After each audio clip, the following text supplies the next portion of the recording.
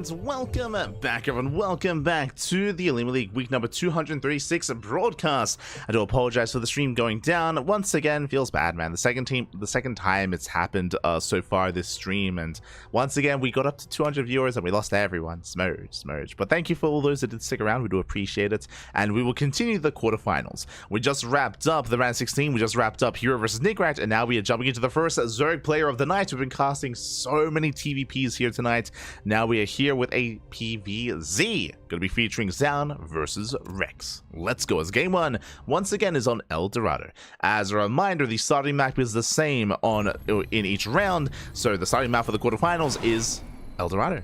And welcome, sporting in the bottom right hand corner, we have the South Green Protoss player, the Red Protoss. It is Zaun. And spawning in the top left-hand corner, bottom left-hand corner, we have the Taiwanese Zerg player, the Blue Zerg, representing Offside Esports. It is Rex.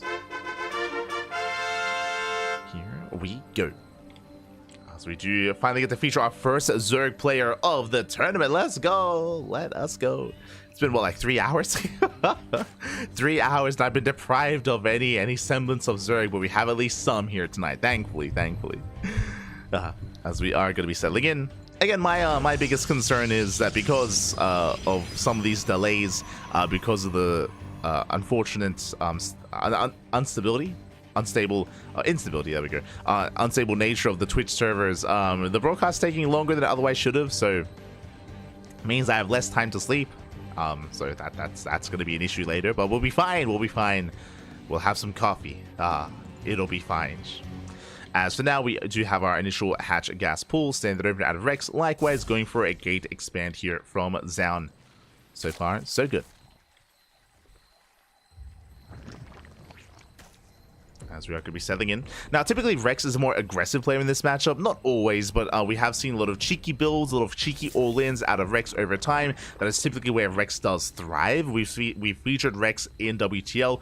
Go toe-to-toe against players like Raynor. Go toe-to-toe against players like Cure as well. He's had some amazing results in WTL. But alas, we'll see if we can get there. We'll see what he has to show us here and now. So we are just calming things down and jumping in. Let's go. Hello, Tapia in the chat. I saw Tapia as well. ¿Qué tal? ¿Cómo estás? Boom, cool. Good to see you. Good to see you. Always. Becoeta. Plaza.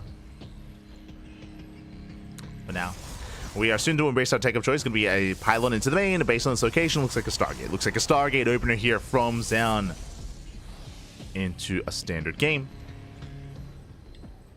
So far, at least.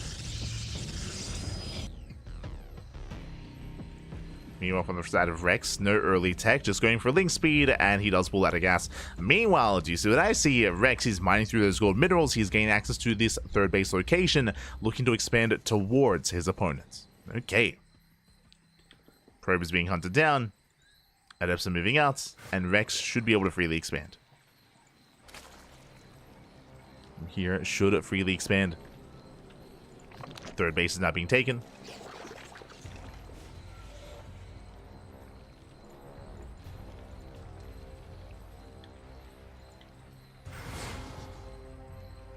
Third base is being taken. Zaun in position to deny any kind of reinforcements. Meanwhile, I assumed it was going to be an Oracle. My mistake. It is going to be a Void Ray opener instead.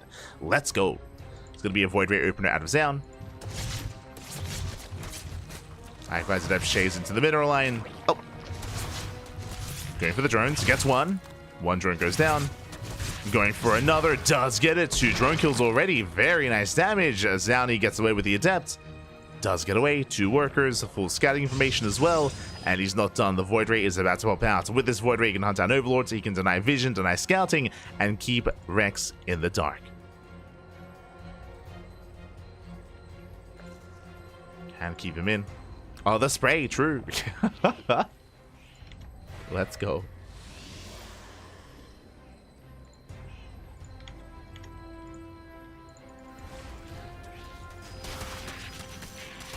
As Rexy comes in with a scout, he does get eyes on the Stargate. The Void Ray did miss the Overlord, bear that in mind. But last going to be Void Ray into Oracle into a third base. But where does Zaun go from here? Again, the power of the Void Ray is that these Overlords should be hunted down and the tech is going to be hidden. The follow-up tech specifically. Whether it goes into a Twilight Council and Forge, just a Twilight Council into Gateway Explosion, into a Robo, into a second Stargate. Ooh, that is a second Void Ray here out of Zaun. That I was not expecting. And the Oracle gets 2 transferring workers, but it is zoned away. Second Void Ray is popping out. Here we go. As the Overlord does fall. And what do we get next? What do we have next? It is going to be, in fact, standard tech. Forge, Twilight Council +1, and most likely Blink on the horizon here for Zaun is going to be settling in. And meanwhile, Rex is going lair first. Interesting. No Roach Warren, no Roach Warren, no Bailey Nest. Is going for the 5-minute lair timing. Not too early is what I will say, but the lair first is a little bit telling as to what Rex is up to, as the chances of him skipping roaches and going into hydras is that much higher. Could even rush into Spire play. Oh, going for the safety Roach Warren at the 520 mark. Bit of a later Roach Warren, but Roach Warren nonetheless. Meanwhile, with that Temple Archives, it's looking like not Blink Stalkers, but +1 in charge instead. Xian is mixing it up. And he's still making Void Rays, by the way. He's not stopping. Let's go. We have another Void Ray on the way. Do you love to see it?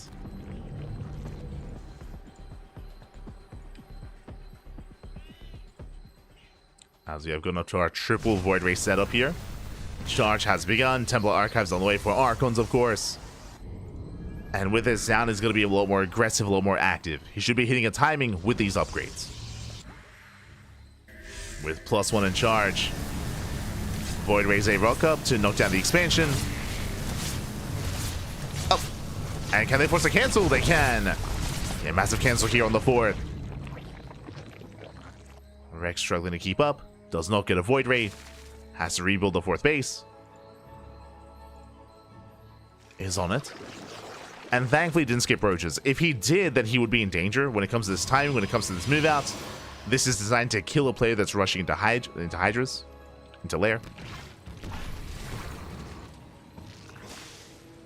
Speaking of, it is going to be Roach Hydra here from Rex. 2 Ling heavy. Oracle forced to recall. And here comes that Gateway Explosion. And here comes that move out. As I did mention, +1 in charge are just about to finish. And here comes the Prism for the attack, for the push. And what does Rex have to hold on? Now, I'm a little bit concerned that Rex is skipping Roach production. And he is. We have 9 Hydras and only Hydras to defend. And Hydras, they just melt here against Charge Archon. This is going to be a tough hold here for Rex. As he has 0 Roaches.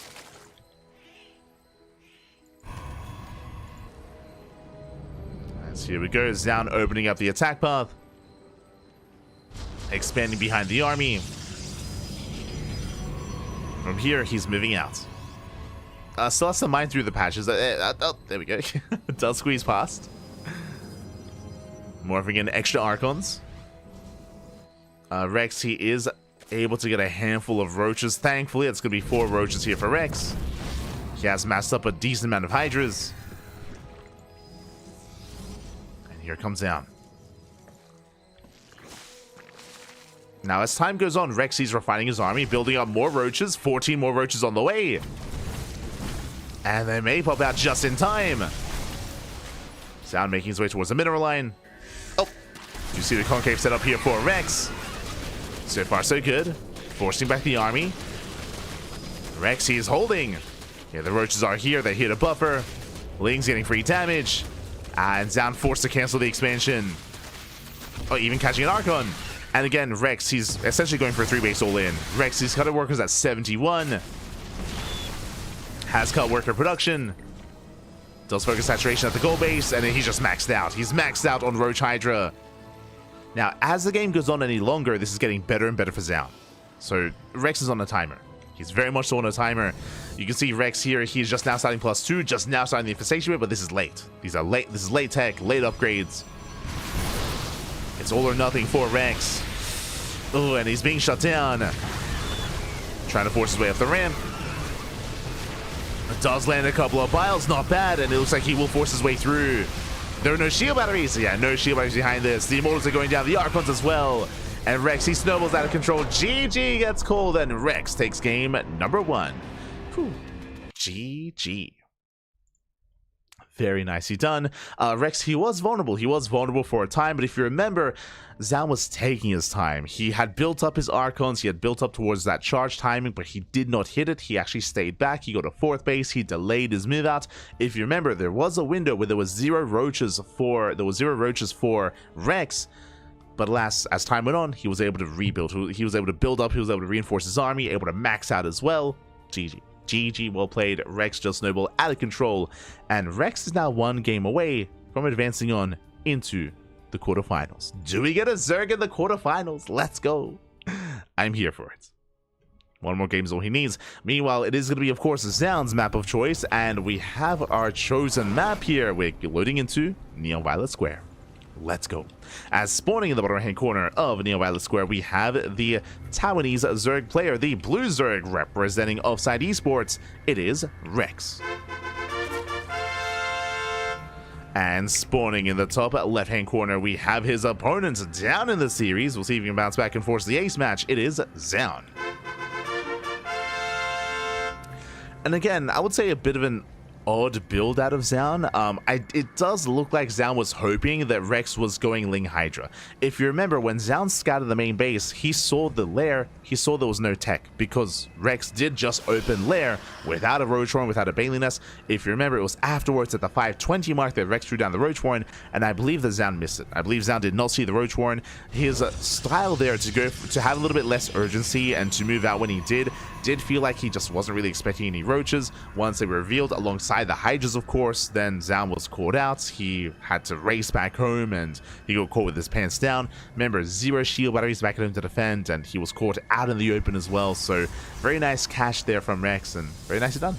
Very nicely done. Does snowball out of control from there. Takes game 1, and we'll see how Zaun can recover. Now, as they load into Neo Violet Square, this is one of the most vetoed maps in the map pool. This is one of the most extreme maps as well. It is known for greed. It is known for cutting corners. And speaking of cutting corners, Rex is going for the gold. Makes sense. Wait, rushing into the gold base. Again, it's all about going for an earlier natural, an earlier third base, earlier fourth base, rushing to the gold as well. You can be very greedy here on Neo Violet Square. This greed typically leads into the late game because it is very defendable on 5 bases, but with this early gold base, I would imagine Rex wants to go for an all-in. I'm feeling like a Ling Queen Nidus based all-in, or like a Queen Walker across the map with roaches, with a German taxi. There are different ways here to go about this, but typically for rushing into the gold base, it's not to play macro. It's not to get into a longer game. Not like this. So we'll see what kind of direction Rex takes us in. The spray! Let's go. As Zaun is forced back, and Zaun has yet to really confirm what's going on. He confirms that the hatchery is missing, and Zaun, he will check the gold. Yeah, he will check the gold base. He will confirm the build of Rex. Is aware. Early Roach Horn out of Rex. Again, it's going to be early Roach Rush, which is what we expect. Like early aggression, I should say. And Zaun is going for the Stargate. Standard Stargate opener out of Zaun. Probe does fall. And Zaun does not check the main base. He is not aware whether it's going to be a Bailey Nest or a Roach Warren or anything, but Zaun should be at least aware that something is coming. Something is wrong, especially with this goal base. There should be aggression coming his way.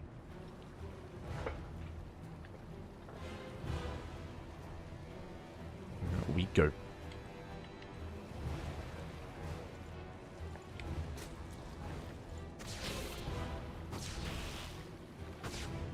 So far, it is going to be the initial Oracle.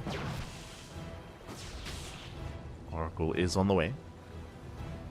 Roaches are amassing. The Adept Shade, I believe, should confirm what's going on. Checking the vision, the Adept does see the gas mining at least, but does not see the Roach Warren. That's down. He has a piece of the puzzle. He is somewhat aware of what's happening. Is somewhat aware. One drone falls. Second drone as well. Nice damage. Oh, this is getting a little bit out of hand. Getting 3, getting up to 4. Ooh, 3 drone kills. And here comes the all-in. Here come the roaches. One way or another, the game is about to end. Ravagers being morphed in as well. Zaun just fully walling up, throwing down a shield battery. Void Rays in production. Second pylon. And with the energy overcharge, I mean, these Oracle openers are that much safer. There's just so much more energy to work with. He's going for the roaches. He's going for the roaches. Rex, he's going to be committing. He's pushing in. Breaks through the front door. The shield battery's in already. There's only one. And the shield batteries are being targeted down. One roach does fall. Files on the shield battery. We're running out of Lings though. Yeah, Ling count is being thinned out. Roach is being focused down. And Zaun is holding. Yeah, Zaun, he is holding. He shuts this down. Lings, they do flood in, but it gets re-walled. We have a re-roll just in time. Void Ray has arrived. GG gets called, and Zaun, he takes game number 2, tying up the series 1-1. GG. GG, well played. In general, these kind of all-ins that rely on Ling reinforcements have been nerfed quite a bit because of the because of the NG overcharge. Basically, these Oracle openers, these Stargate openers, they're so much more powerful. That Oracle was just raining down on the Ravagers, on the Roaches, on the Lings as well, doing so much more damage. So much more damage is available there, and with that Zaun, he completely shut it down. Also important though that Zaun scouted and confirmed that there was an all-in. He confirmed the gases, he confirmed the goal base, did confirm that there was aggression coming, and he responded and reacted quite well. Did react quite well. GG. GG, well played. That leads us into the ace match. And we'll see how this story ends. We'll see if this goes the way of Rex or Zaun. As we load into Rex's map of choice, Whispers of Gold.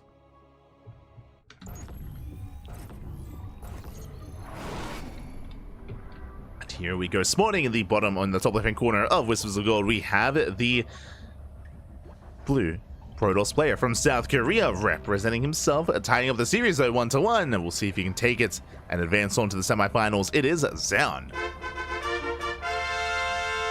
And spawning in the bottom right-hand corner, we have his opponent. We have the Taiwanese Zerg player, the Red Zerg, representing Offside Esports. It is Rex. We go. So players are settling in. Rex going to be expanding here on the low ground, just going hatch first. Standard opener. Likewise, Zaun setting up as well. Now, as we load into Whispers of Gold, again, as we've mentioned many a time, this map is known for aggression, is known for all-ins. We have seen a lot of aggressive 2-base all-ins, 3-base all-ins, 2.5-base all-ins as well. Different styles, of course. Ling Queen Nidus, Roach into Droplord, into German Taxi, Ling Hydra-based all-ins as well, Roach Hydra-based all-ins. Aggression is favored, and I would imagine that's what Rex is headed towards. At the same time, Zaun could also try to beat him to it. We could see a Glavedet based build, we could see Glavedeps, we could see DTs, we could see an Archon based opener instead, an Archon drop I should say. There's a lot available here for Zaun as well. So I'm curious to see how he does open up, if he opens up aggressively or more passively and defensively instead. Here we go. She's down. Hey, CranKy Ducklings, what time is it at your place? Here it is 2 p.m. It is 2 p.m. We're here in the land of Australia. In the land of Oz. As always. We are, I believe we're 2 hours ahead. Yeah, we're 2 hours ahead of Korea. So if you know what time it is KST, then just add 2 hours. That's what we are.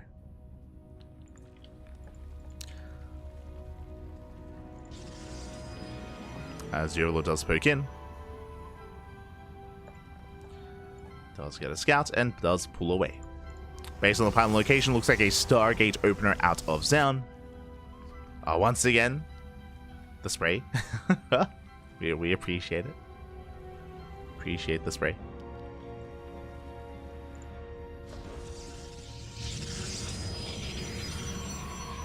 It's 4 a.m. here. Oh, you're in Europa. Oh, no.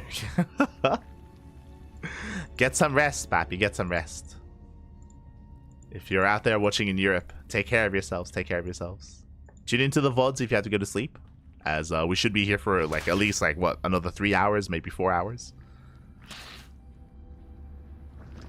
Maybe 3 hours. We're like halfway through.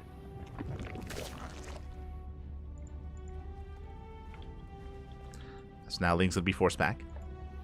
Again, we have the Stargate. With this, we can open up Oracle, we can open up Void Ray. Our eyes are going to be on Zaun. Last game, we did have the Void Ray opener, or that was back in game number 1, if you recall.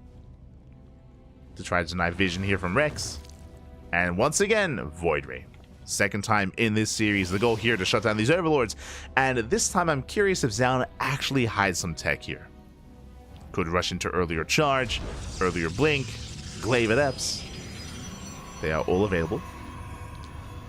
Meanwhile, across the map, Rex, he is banking up some Lings. We have 10 more Lings on the way just to gain map control. But Rex is still droning. It's still droning up. I'm in Europe, but night shift at work. Thanks for the entertainment. Oh, you're welcome. You're welcome. Take care, Pappy. Take care. Ah. I miss the night shift. I mean, there's some pros and cons, obviously. But it can be quite pleasant. So glad I'm entertaining, and hope you have a good day at work, or I guess a good night. Good night at work. There you go. As the Lings, they do get eyes on the third. They attempt to delay, but the Void Ray's in position. Probe goes down, and can we get the Adept as well? Not quite. Lings, they pull away. Rex is lane flooding. Oh my god, he's committing even harder. 12 more Lings in production. Rex moving out. Still waiting for that follow-up tech here from Zan. Still waiting for it. As Rex is going to be committing. As Lings, they do fan out. So the Oracle does get eyes on the Lings. Zan is somewhat aware. Adept's not quite in position, but the Void Ray is. And so far, Zan, he holds, and he's getting another Void Ray. Once again, this is quite similar to game 1, where Zan, he went up to, what, 3 Void Rays? Something that I'm not quite used to. Lings, they collapse in. There's the follow-up. It's going to be a Forge and a Twilight Council. In game 1, this led into Charge Lots, into Archon production. I'm curious if we see something similar here once again. Meanwhile, 5 minutes of Roach Warren here by Rex. Roach Warren has been placed. Is droning up. The investment into these Lings, it wasn't quite worth it here for Rex. It really did slow him down more than anything. And now he's vulnerable to this Adept counterattack. As Zan, he defends. Now he moves out, headed towards the third. So far, so good. Rex is keeping up. He is keeping up with the Adepts. Roach Warren's almost done. This time a much later lair here from Rex, going for a 5:30 lair timing. As that is a third Void Ray on the way. Yep, into Charge, into Archons. This is the same build that Zan went for in game 1. Those force to cancel Adepts, a shading to the mineral line. Rex out of position. Drone's going to be going down, getting 6 drone kills already. Good position here with the Adepts. Lings, they cannot get us around. They're trying to. But start stepping is too good. Zan, he shades away. And Zan takes a lead. Wait, was that a kill? Okay, let's cancel. As he cancels the 4th base, gets 7 workers, does race back home to defend, and there's that Archon production behind this. Again, Charge Lots into Archons. It is the same build. As he also went up to 3 Void Rays. And if you recall, the purpose was to try to punish a player that was skipping roaches. But Zan is playing it, Rex is playing it somewhat safe. Getting into +1 range. Hydra as well. Once again, he's working towards Roach Hydra. Void Rays, they go for the main. Zan playing like it's 2020. He shouldn't get it. There we go. His force back. Mate, he's triggering my PTSD. It's those are some dark times. A Void Ray openers into massive Void Ray into just sniping the main. We're past that. We're good. Never again, Bappy. Never again.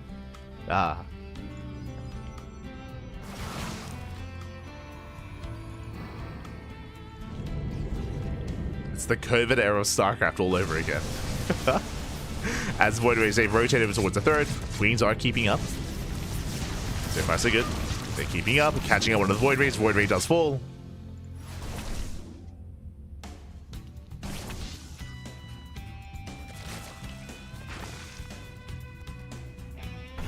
Void Ray is going to get picked up. Like, as behind this, Storm is on the way for Zan. Zan, he's actually taking up a little bit harder. Previously, if you recall, Zan, he was actually focusing on building up his Archons earlier on and moving out on 3 bases. This time, he's taking a faster 4th base and, of course, taking faster into +2 and into Storm. So much more Mac-oriented state here from Zan. Is thinking further ahead. Is setting up. Meanwhile, Rex is going to be cutting workers here at 3 base saturation. And is he going to drone up the 4th? Looks like he isn't. No saturation here at the 4th base. Massing out more roaches. A handful of Hydras. How many Hydras? He's got 18. That's a pretty high count.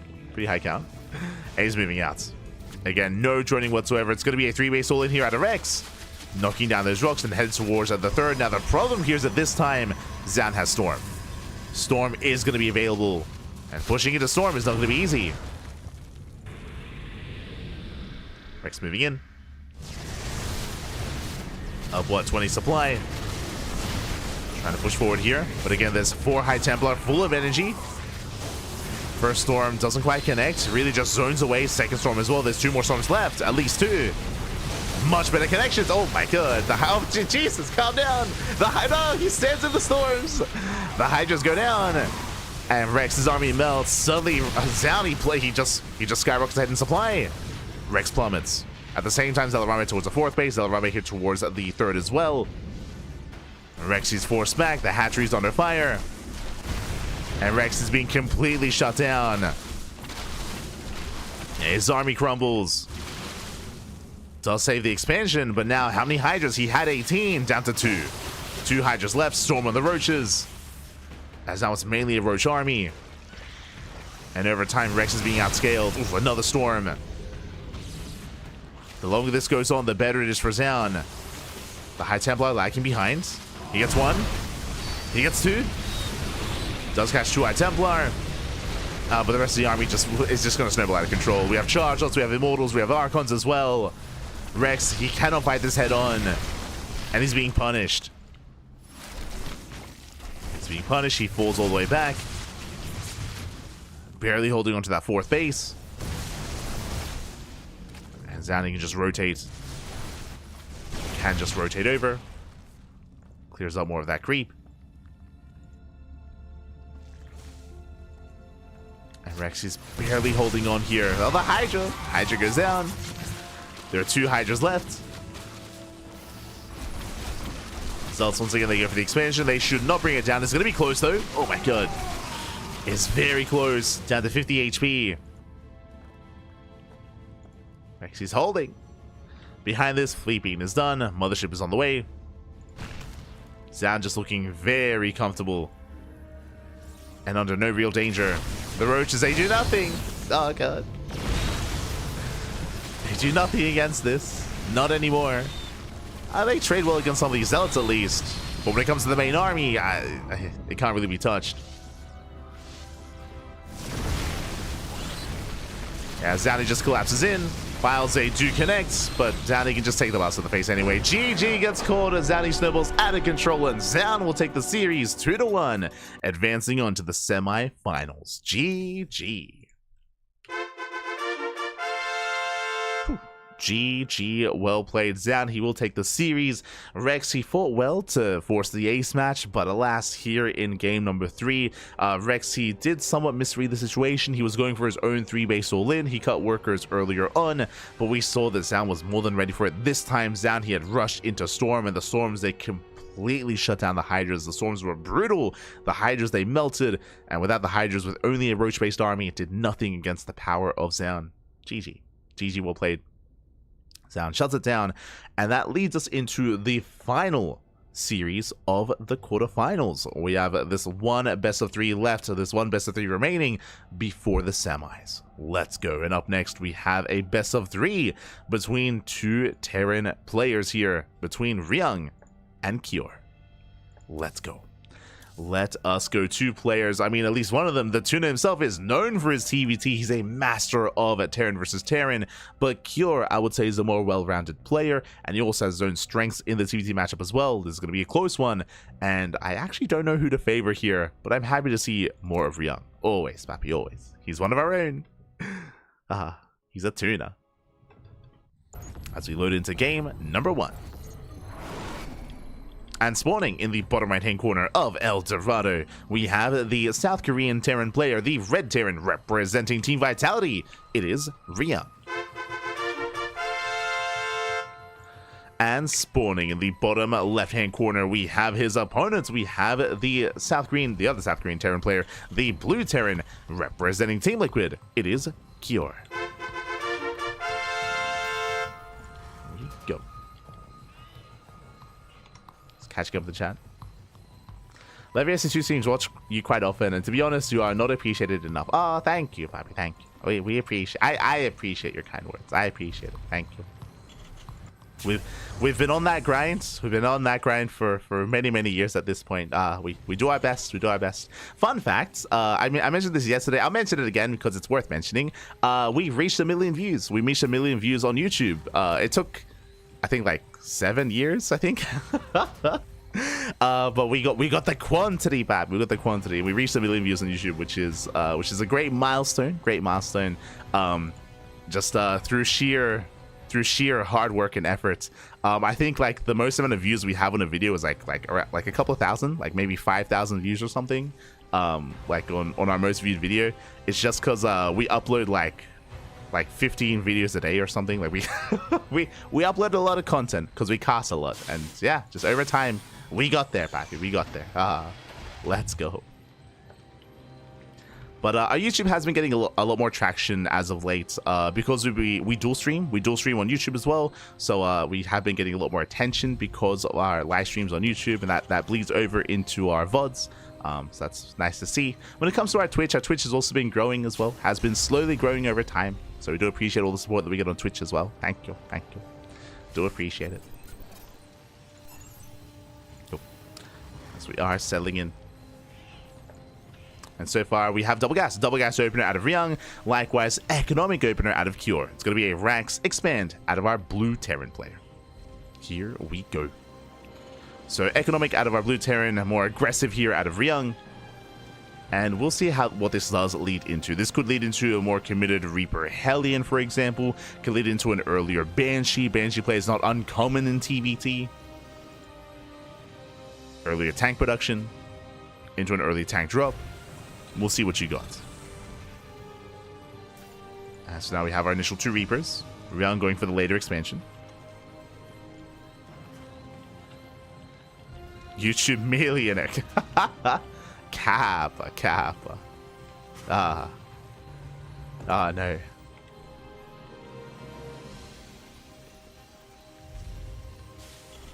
Nothing puts me at ease without Pappy's angelic voice. Much love, much love. Este pecoeta. Calm down. Calm down. Oh, as hello, we don't see this too often here, but it's going to be a Double Gas opener into a 2-1-1. That is a second Rax on the way for Ryung into, I would imagine, a Starport into a 2-1-1 opener. But that is not an add-on swap. Going Cyclone first. We're cooking. let him cook, Pappy. Let him cook. Really interesting build here by Ryung and a very delayed Starport. So this is going to be quite committed from our Red Terran player. Meanwhile, across the map, Kira just getting to his own standard 1-1-1 opener, safety Cyclone into a medevac to go for a drop across the map. But really, it's this build from Ryung which I'm most curious by. As there we go, now going for the Starport. Okay, there it is. Cyclone into an add-on swap into Stim.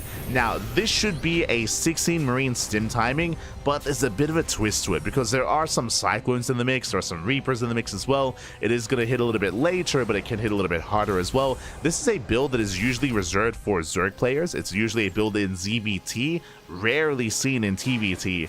And we'll see how this does. Now, the downside of this build, as you can imagine, because we're going for another add-on swap, the factory is mainly making add-ons. The factory is making the tech lab, factory is making the reactor for the Starport as well, and this means that Ryung is behind in tanks. And TBT is usually all about tank play. Like, he's behind in tanks, he's going to be behind in Ravens as well, but he's going to be up in Stim Marines. As he does threaten a drop. Spots the heavy Marine count. That is a tell. You can see Ryung trying to bait the medevac in. Here come the Cyclones, go for the lock-on. But only one. Only one Cyclone locks on, the medevac does escape, and Kira gets away.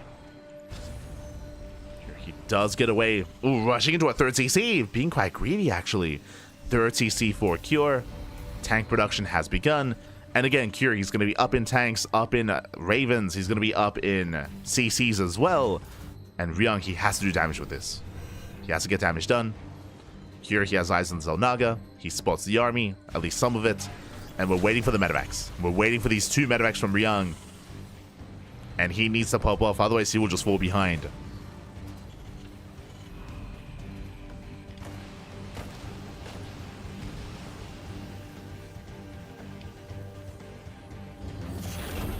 We go.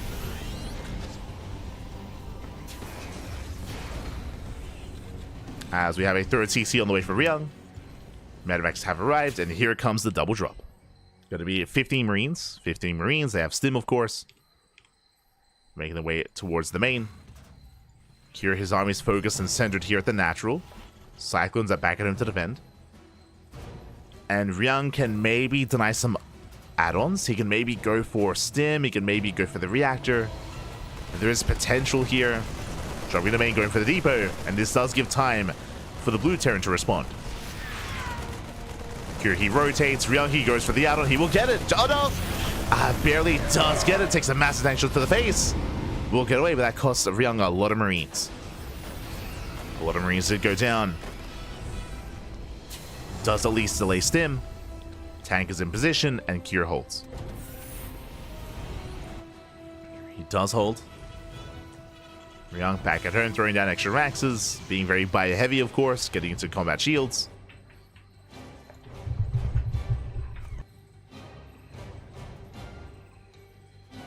He is getting into combat shields, just massing up his army, takes control of the Zonaga. Cure back at home, still secure on 2 bases, has yet to expand and get his 3rd. Is up, but has yet to really land on location. As Ravens are gathering energy. And Cure, he will eventually break out. And when he does, I am concerned that Ryung won't be able to stop him. I'll be honest. Like, this is a terrifying army. He's got triple Raven. Gonna have tanks, of course. He has disables available as well. Ryung, he attempts to expand towards his opponent. Thankfully, there is an army back at home. Cure going for the mineral line, going for the mules. Oh, he gets shot down, but does force some friendly fire, and 1 mule does fall. Picks off a mule. Cure being forced back. Likewise, Cure going to be expanding also towards Ryung. The rush distance by ground is going to be very short. Bear that in mind.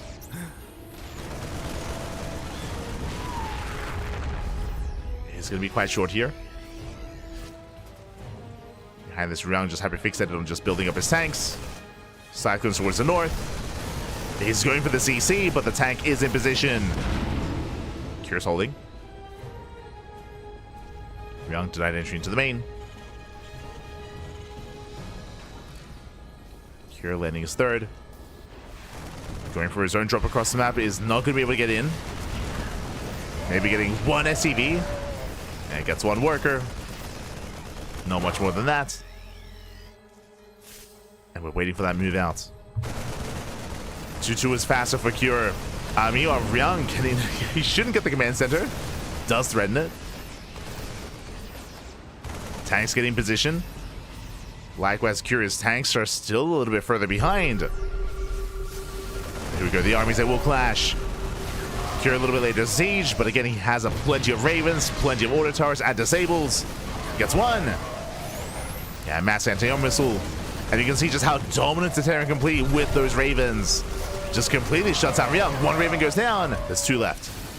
There's still 2 Ravens left. Here come the disables. He gets 1, he gets 2, he gets 3. And the tanks, they do nothing. The tank count gets completely reset. And again, this is also why you don't often see 2-on-1s. Like, the Ravens just had so much more complexity, so much more utility to Cure's army. And he can just bully Ryung back. Oh, nice. Lokon gets a Raven. Massive pickup. There's 1 Raven left. 1 Raven remaining. Fury stims in. The tanks are exposed. The boys are being pulled, but it might just be too late. Oh, Fury pulls away. Massive tank shots.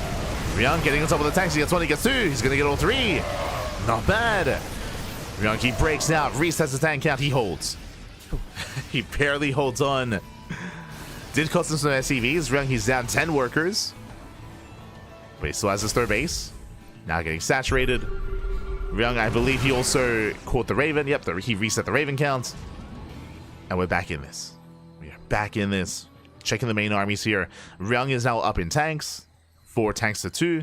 But we do have 2-2 finishing up faster for Cure. So Cure, his bio army is going to be stronger.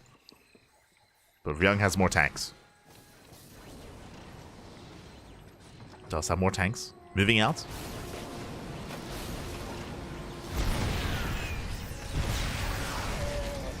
These tanks, they are setting up. Ryung hoping to get within range. So we are cutting the map in half. We are splitting it in 2. Cure getting a 4th CC, so is Ryung. Ryung's is later. And 2-2 is now done for Cure. So Ryung, he's trying to stabilize. Slowly pushing forward.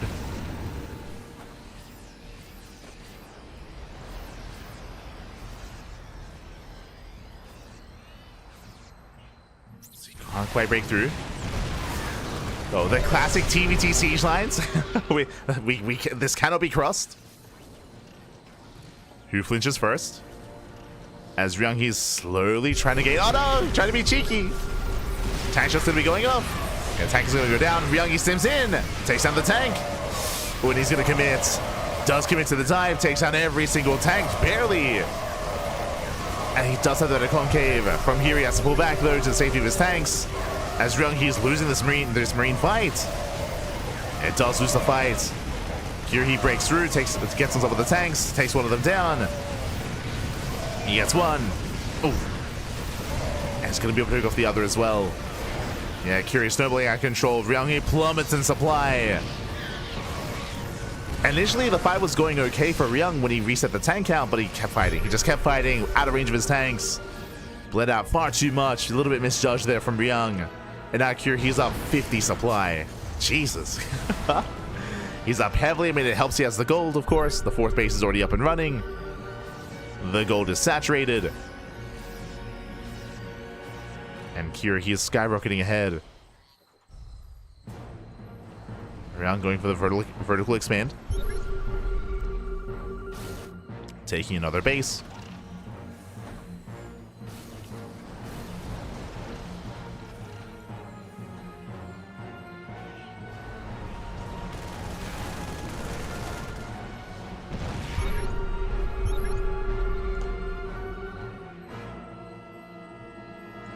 As Ryung's at least expanding quite freely here, but Cure is going to be the first to max. And with a maxed out army, he can afford to be inefficient and just stim in. Just stim in, just dive on the tanks. Even trade inefficiently, but still be worth it for Cure. As he's waiting for 3-3. Plus 3 attack is almost done. Liberators have arrived. He has freedom! And Ryung has no answer. Here comes the stim. Shuts down one of the tanks. There's still 2 more behind this. Cure overextending, he has to pull away. He has to pull back to the safety of his tanks. Sieging forward. Third base is going to be denied. There's no saving this expansion for Ryung. He has to pull away. He pulls away at the last second. And that's going to cost him the base. No shot. The CC goes down. There's no saving it. Massive pickoff. And Ryung is now stuck on 3 bases. Stuck on a 3-base economy. Against 4, one of which is a gold. Ryung going for a massive backstab. But it might just be too late. As Cure, he's pushing through. He's already maxed. He's getting to max out. Marines hit the natural. Cure, he does a turn back around. Trying to race back home. Oh, the miss rally. No. Ryung, he rallies in. And there's no stopping Cure. There's no stopping him. He has so many tanks. GG gets called, and Cure, he will take game number 1. GG. GG, well played. An interesting opener out of Ryung. I can see the logic behind it. Again, the map El Dorado is a short rush distance by air, so going for a 2-on-1 on the one hand kind of makes sense, but it is very difficult to make this build work. As we saw, Ryung, he fell behind in multiple aspects. We saw the power of the Raven. Cure, he was able to take some better fights, but I should give credit to Ryung, of course, because despite the rough start, he did bounce back, and we had more of a back and forth. We had an even trade, and we did have Ryung taking some better fights, some better engagements. He was able to bounce back in that game. In the end, he was overwhelmed because, of course, Cure got a 4th, and Ryung never really did. He never really got a 4th base fully operational. When he expanded towards the north side, he was already losing bases towards the south, so not quite the same. And yeah, Cure, with that, he got away with the gold base, snowballed out of control. GG. GG, well played. Cure takes a lead in the series, and now we are going to be following our 2 players here into game number 2. It's going to be Ryung's map of choice, and this should not be a surprise to you. Game 2 is going to be on Neon Violet Square. Oh boy. The largest map in the map pool. Let's go. It's going to be the largest map here, of course. Ryung, he's known for his late game. He's known for slowing the game down. That is where Ryung's strengths lie.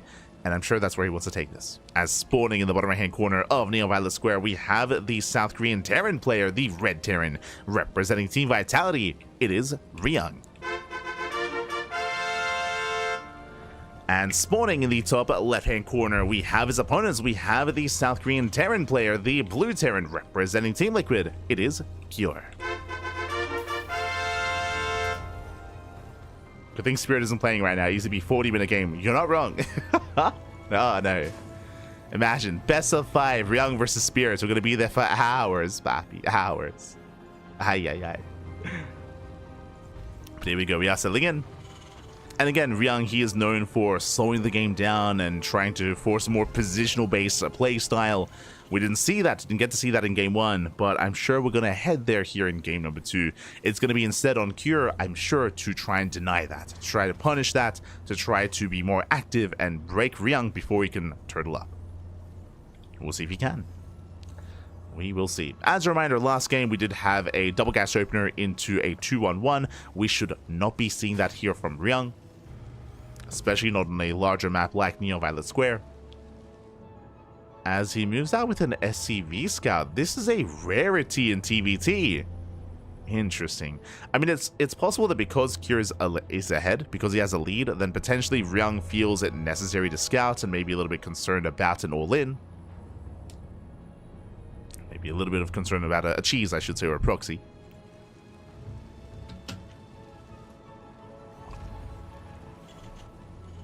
As Cure is going for an economic opener, so is Ryung, and Ryung, he confirms. He confirms the timing of the CC. So Ryung is fully aware.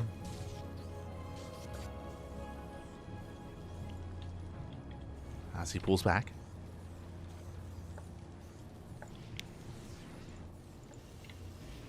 And again, this is our final series here of the quarterfinals. We've been live for coming up in 4 hours. Let's go. Coming up on 4 hours. I mean, technically, we did start 45 minutes late because of all the tech issues. And of course, the stream did go down in halfway through as well. But we're here for it. Let's go. Last week, OlimoLeague was 8 hours, by the way. And I'm hoping that we're not going to be here for 8 hours, but most likely like 6 to 7. We'll be fine. We'll be fine. Let's go. I mean, if we get more TVTs, we could reach 8 hours once again. It's possible. It's possible.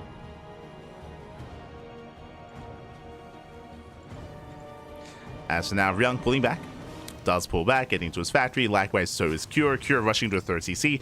Again, this is something unique to Neo Violet Square, but Neo Violet Square, it's a game of greed. It's a very different kind of dynamic here. It's all about rushing into greed. Third CC on location, and Ryung doing the same a little bit later, but still also on location, still before the starport. So very economic builds here from both players. Cure goes to the dive, gets a Marine, but will trade a Marine for a Reaper. And Cure backs up. Does back off from here. Does pull away.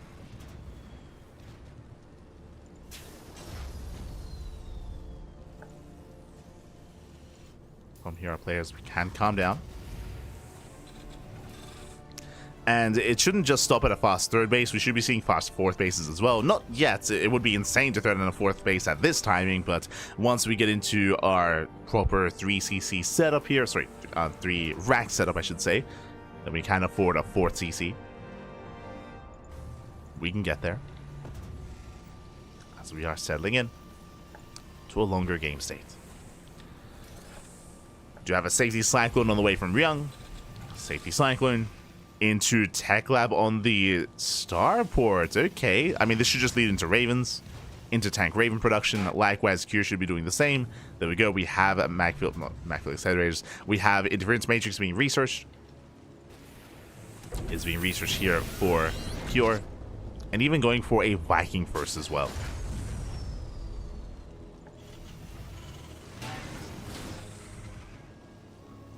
Meanwhile, we're committing quite heavily here into these Hellions. We have another set of 2 Hellions on the way. This I'm not so certain of here. We have 6 Hellions out of Cure. And with this, he has a lot of dive potential. I mean, the goal should be to rush past the army, get into a mineral line. And this would be a very, very strong way of trying to punish a player that's been cutting corners. But there is a tank on the way. With the arrival of the tank, we should be okay. But Cure, he's meching it up! No! Second factory's thrown down. That's what I was concerned by, and we are making it happen here. And Ryung, does he keep up? Does he do the same? But now we have some Marines for safety, but we could always see a second factory. And yep, there it is. Double armory. It's mech versus mech.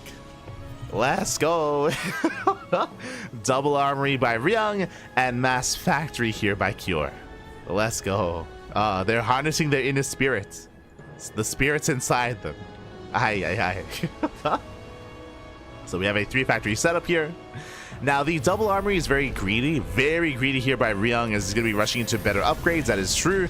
He's going to be foregoing his production in favor of the better upgrades. So we do have two very different forms of mech, where Ryung is being greedy in his mech, and Kira, he's being more aggressive here, or at least he's focusing and fixating on building up a stronger army initially. We'll see if he can do anything with it. We'll see if this is worth it or not for Cure. As Ravens have amassed, Ryung, I believe he only has the one. No, two. Okay, he's got 2 Ravens, thankfully. Kira is the first to move out. Again, he's got a mass amount of Hellions. Here, checking the low ground, there is only 1 tank to defend. We have auto charts as well, but there is so much potential here for this army to get into the mineral line. But now it's distracted. Now it's distracted. Going to be forced back. Diving in the army. Nice surround here. The Cyclone is going to fall, but at least Ryung scouts. He sees everything. He sees the mass amount of Hellions, and he should be getting ready here at the natural. Second tank moving down. There is no Sim City. There's no wall, but with 2 tanks, we should be okay. 4th CC in production. Let's go. 4th CC for Ryung. Hellions, they don't quite commit. Not yet. But we're going to be here for a while. As Kira, he has map control. Ryung, he's just expanding. Again, fixated on faster upgrades, being quite greedy. Kira, he's being the aggressor, though. Moving out once again. Should be expanding behind this, going for the 4th CC here at the center expansion. And here comes the army. Here come the tanks. What does he have to work with? Even tank count, even Raven count. We have more Vikings for Cure. But I'll be honest, I don't really see him breaking this location, but I do see him containing Ryung and denying the 4th. That I can see.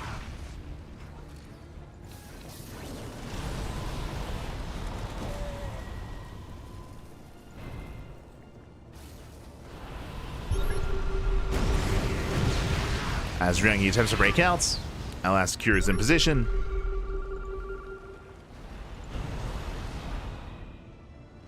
Again, it's all about containing Ryung and denying the 4th. As Cure should be expanding. There we go. 4 CCs on the way. We have Blue Flame and Macfield Accelerators here for Ryung. Cure has yet to commit into any kind of battle mech upgrades. Cure instead just focusing on tanks and Vikings. Yeah, just straight up tank Viking production. Knocking down those rooks. Ryung, he will expanding here on the right hand side. Going for the vertical 4th. Scan reveals the base.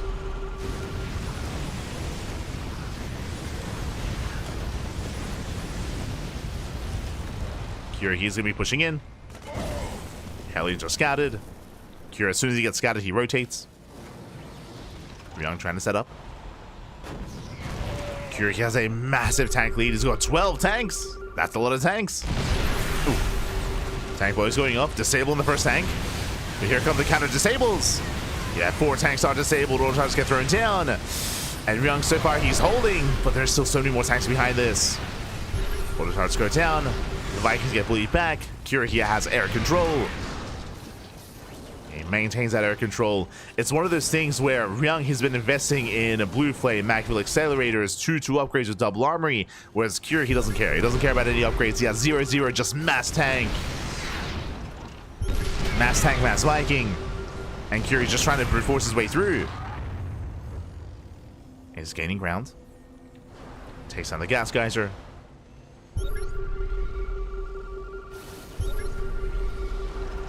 Trying to get within range. At the same time, Ryung going for a counterattack instead, going for the 4th CC. Hoping to distract a Cure. Cure takes down a Viking. Aliens get spotted. Ryung does get behind the mineral line. This is not a planetary, it's an orbital. SCVs are going down. Not bad. But here he doesn't flinch, doesn't turn around. He's still committed. He's still committed here. So Hellion comes back. Looking at the army, is still 13 tanks to 7.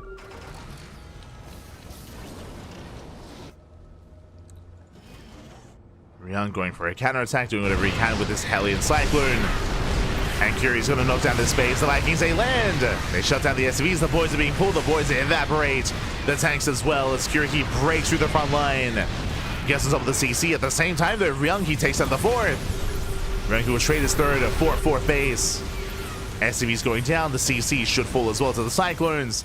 And there's not much of them to defend. Uh-oh. Yeah, the Vikings, they land. He takes out the tank. The boys are being pulled into the Vikings. And Ryung, he's pulling this off. Going for the base trade.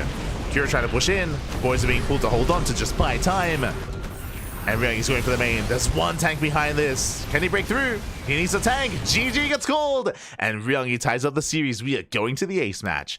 Whew. GG. Oh my god. GG, well played. A very, very tense game state. Cure, his main army, I mean, Ryung could not fight it. He could not fight the main army, so he just avoids it entirely, goes for a massive counterattack instead. He forces the base trade, and with that, GG. GG, well played. We're going to the ace match. We're going to game 3. Oh my god. Oh, and again, Cure doing a great job when it came to at least maintaining his position, pushing in towards the 3rd base, but he did not take the run by seriously enough. Did not stay back at home with anything. And with that, Ryung took a lead, or fights back. Does fight back. And now we're going to the ace match. And spawning in the bottom left-hand corner of Frostline, we have the South Korean Terran player, the Red Terran, representing Team Liquid. It is Cure. And spawning in the top right-hand corner, we have his opponent. We have the other South Korean Terran player. We have the Blue Terran representing Team Vitality. It is Ryung. And thank you so much, Dusteru in the chat. Thank you so much for the 100 bits. We hope you appreciate the content. Hope you enjoy the StarCraft, the casting, the content that we have here on the channel. Thank you so much. And welcome, of course, to the final game of the series, the final game of the quarterfinals. Oh boy, we're here to determine who does advance on to face off against Zaun in the semis, as Cure, he's committed to a proxy 2-racks. As a reminder, this was Cure's map of choice, and we are cheesing it up. It's going to be proxy 2-racks Mass Reaper here, and Ryung, how does he open? If Ryung opens up economically, if he's opening up 1 gas into a faster CC, then Ryung is going to be vulnerable. If Ryung opens up double gas into a faster factory, then he will have access to a faster Hellion, and he can defend. For now, though, looks like an economic opener, and it makes sense. Welcome to Frostline. Frostline is one of the largest maps in the map pool, so it is common to open up in an economic way, which is why Cure is going for this. So Curie takes a chance, and so far it's working out well. Now, this isn't an auto win by any means, but Ryung, if he doesn't scout, if he doesn't realize what's happening, and if he gets a late reaction, then he will just die. Basically, what happens here is that Ryung, he cannot lose the Reaper. He has to save the Reaper, and he does so by pulling the boys. He has to pull the boys, he has to help support, help try to buffer for his Reaper, buy time for his second Reaper, buy time for his Hellion, but we'll see if he can. As it is CC into factory. Again, economic build here by Ryung. Now, a win condition for Cure is either kill the Reaper or deny the factory. If he kills this building SCV, and if the factory never finishes, then that's just game. That's just game then and there. As we can see, thankfully, Ryung throwing down a spotter depot. So Ryung, he doesn't scout. He doesn't scout, but he is getting some vision here. And there we go, he does confirm. Reapers, they dip in. Factory's on the way. Boys are being pulled. And we'll see how many losses Ryung does sustain. So far, just buying time. Factory, it should finish. SCVs are getting low. Ryung, he does pull away. So far, just losing 1 worker. He will lose a second SCV. Second SCV goes down. See more boys looking to be pulled to repair. At least to help themselves. The supply block! No! Oh, he has supply block. That is brutal. The bunker didn't finish. Sorry, Depot didn't finish. The Depot did not finish. Oh my god, that might just be game. Workers doing now left and right. More Reapers have arrived. And again, the Hellion is heavily delayed here for Ryung. The depot never finished. Ay, ay, ay. Does break out, thankfully, with the completion of the CC. CC does complete. Hellion's on the way, and Ryung should hold, but this is still a lot of damage. As Ryung is pulling back to mine from his main. Whew, and now we can calm things down and settle in. Ryung, he's denied the natural. Back at home, Cure, he expands, and now we can work towards a longer game state. And who do we favor here? I mean, Cure, he has a better economy, 100%. He has a better economy at the moment. There are still so many SVs that are not mining, that are still here with the main army. Meanwhile, Cure, he's going for the depot. And the depot's going to go down. Oof. Massive pickup. Depot does fall. Cure, he's going to rotate.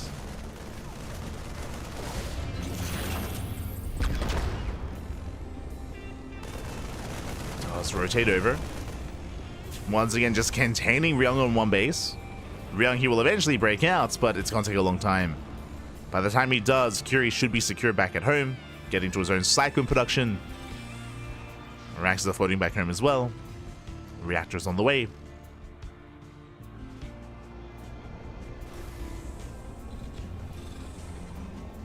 Meanwhile, Ryung going for the tech lab on the starport. I'm curious if now is the time to go for a Banshee. I mean, he has to bounce back in some way. Needs some kind of counter damage. As KDA charges are being thrown down.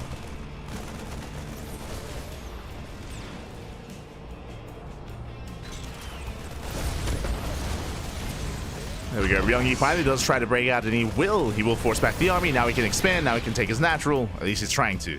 He's trying to. Let him expand. Ooh. Another Marine gets picked off. Reapers, they dive into the main. Ryung is out of position. And SCVs are going down. Workers, he can't afford to lose. The Cyclone as well, under fire. Locon gets broken. And he gets, what, 7, 8 SCV kills. Does he get 9? Not quite. But 8 workers do go down. Cure, he's up 14 SCVs. Third TC's on the... He's crazy. He doesn't need it. Third TC's on the way. Cure just getting further ahead. It is risky to throw down the third base at this timing, I would say. But, I mean, sure, he's just going for it anyway. Why not? Ryung is contained. Ryung, he has no stim. He has no medevacs. He has a Raven. He has a tank. Doesn't really have much to threaten Cure. And Cure can do whatever he wants at this point. Getting to tank production, getting to more Vikings. This can turn into mech, of course, once again. Or can just stick with bio. And how does Ryung bounce back from here? Well, there's a couple of options. There's not many. If he had opened up a Banshee, then maybe. But as we saw, it was a Raven opener, not Banshee. So Banshee Harass is not really available here to Ryung. The other option would have been to have gone into a medevac, to go for a medevac and go for a drop across the map. But as we can see here, again, it was Raven into Vikings, so there's no drop play available either. Raven is moving out for some auto harass. And in this situation, I would say the best option for Ryung is a 2-base all-in. I think that is the best option here. Just to set up and pull the boys and just go for an all-in, because macroing from here, it's not going to happen. No shot. As Ryung is too far behind. Scan reveals the 1-1-1 setup. There is no second starport. Ryung moves out, so the tanks are ready. Ryung is rotating. Does rotate over. Oh, hashing the lib. Liberator goes down. Nice pick up. Liberator does fall. Ryung rotating over towards the natural. Cure getting a third.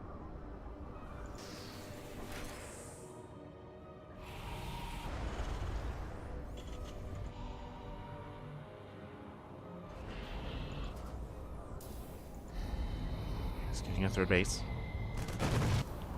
Landing on location. Again, Cure just getting further ahead. The army supply of Ryung is quite high, so he could try to take a fight here. But again, it's all or nothing for Ryung. Ryung, he doesn't have disables, but he does have an auto turret, and here we go. This is it. It's time. Raven goes down. Tanks are free siege. The Vikings land, and there's no breaking this. Here he holds. He shuts down the army. Breaks through the Marines. Breaks through the tanks. GG. Oh, Ryung, he's asking, yo, you want to regame? GG gets called. And Cure, he takes the series 2-1. GG. I appreciate this. I'm pretty sure Ryung is like, yo, do you want to regame game 3, baby? He's like, no. GG. Love to see it. And Cure, he will advance on to the semi-finals. Congratulations here. Oh boy. And with that, we have our Terran player confirmed as we head on over here to the bracket to catch up on the entirety of the round of 8. Let's go.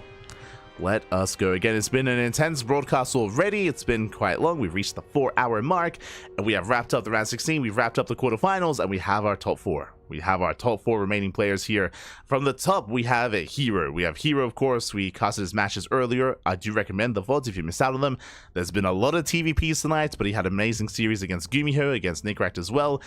Is now up against Creator in the semi-finals. Up next is going to be herO versus Creator in a PvP. We have 1 Protoss confirmed for the finals. Meanwhile, in the lower semi-finals, we have Zaun and Cure facing off in a Terran versus Protoss matchup. Here we go. As thankfully towards the end we did have a couple of ace matches. Zaun and Rex, Ryung and Cure did go all the way to game 3, so we did have some back and forth. Outside of that, the round of 16 was very one-sided. A lot of 2-0s, a lot of 2-0s, a lot of 2-0s, time and time again. But now we've reached our top 4. We're going to be going on a small break. We're going to be going on a small break here. When we come back, we're going to have the semifinals and the grand finals ahead of us. We have 3 series remaining, 2 best of 3s and a best of 5. Here we go as we look to conclude this week's OlimoLeague. Up next, the PvP, herO versus Creator. Take this time to drain your disruptors, massage your Marines, tuck in your Tempest. What did the chat say earlier? Unload your Ultralisks, and what was the other one? Wash your Widowmines. So you can we'll see you guys soon after the break.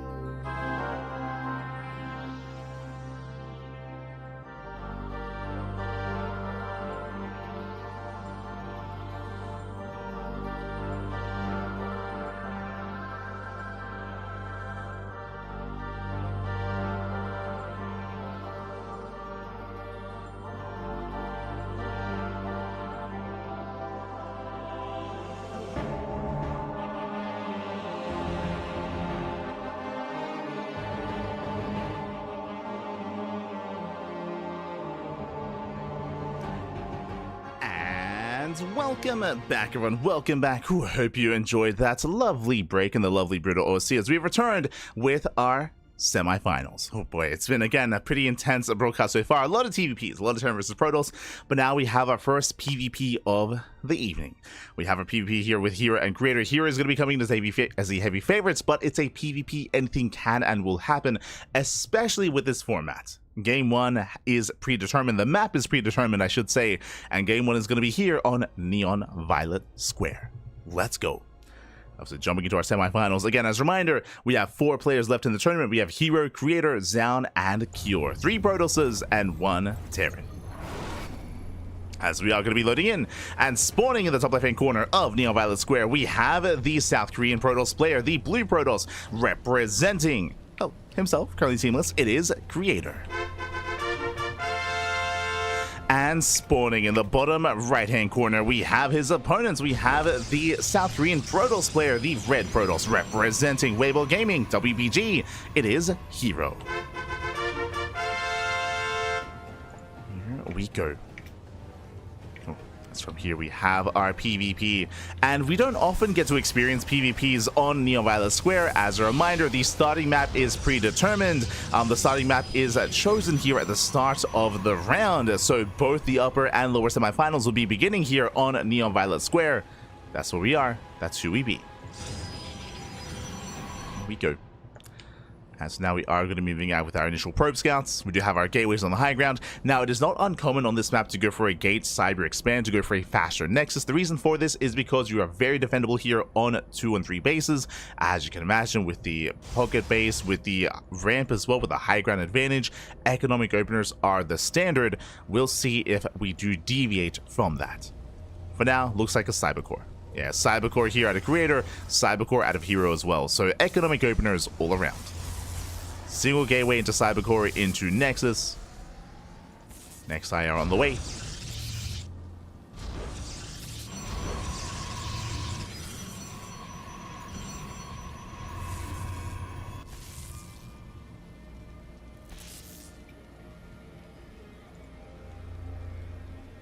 I mean, I say they're on the way, but we do have both players doing their best to delay the expansions. Pylon block here from Creator, and we should be seeing the same here from herO as well. Oh, as herO may try to go for the unnatural natural even. That is an option. For now, though, gases are being taken, and if the pylon blocks are successful, then we should be going for a Stargate before Nexus. Should be, at least. So there we go. Second pylon gets placed. Likewise, herO being as annoying as possible. Both players are going to be opening up with their initial units. There it is. Stargate open out of here. Stargate before expand. Creator, he has yet to really commit to any tech, as he is going for the Nexus. Okay, so we have our decision. We have our openers here. Creator is going to be slightly more economic. Meanwhile, herO is going to be more aggressive. With this Stargate, the goal here is to open up with an Oracle and to get some economic damage done across the map, while he has a later expansion to make up for that. So Creator should have more probes, and it's going to be on Creator to maintain and to keep that worker count. We'll see if he can. See if he can. As herO is setting up back at home.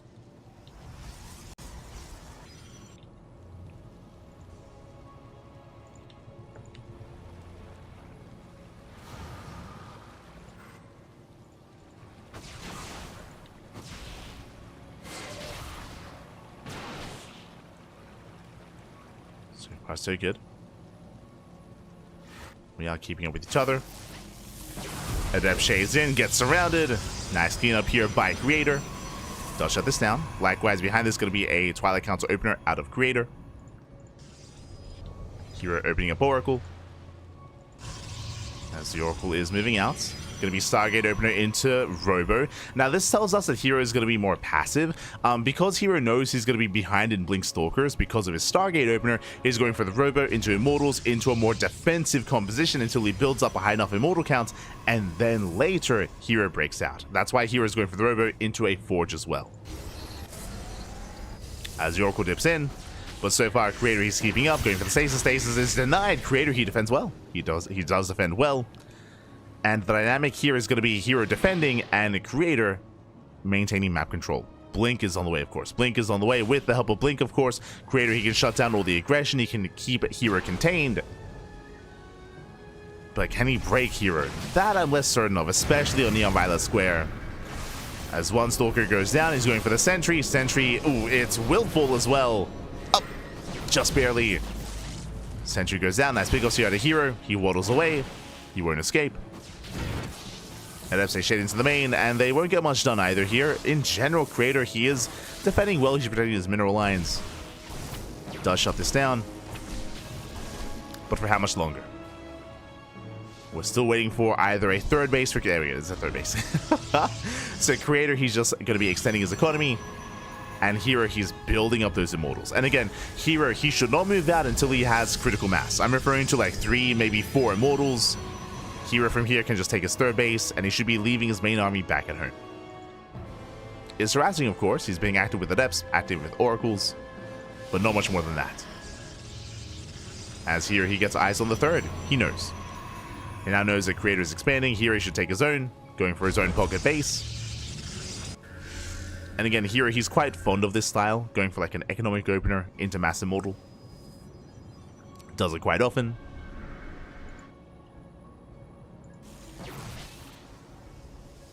And it's one of those things where even though Creator is going to have a higher Stalker count, with a high enough immortal count, the Stalkers won't matter. They will not matter. They just crumble before mass immortal. herO not going for the pocket base, thankfully, going for the standard third instead. Expanding linearly. Getting to +1, eventually into +2. herO, he has the option to go for a +2 timing. It's going to be an option.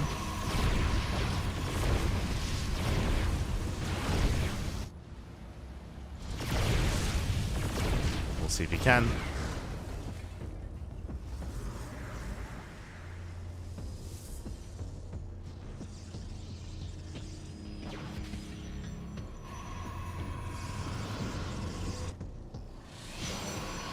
See if he can here. As immortals are building up.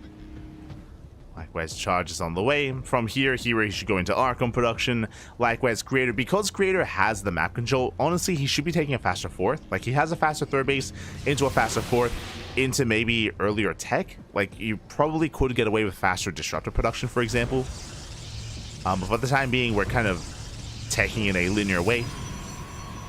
Just charge loss +1, Archons as well.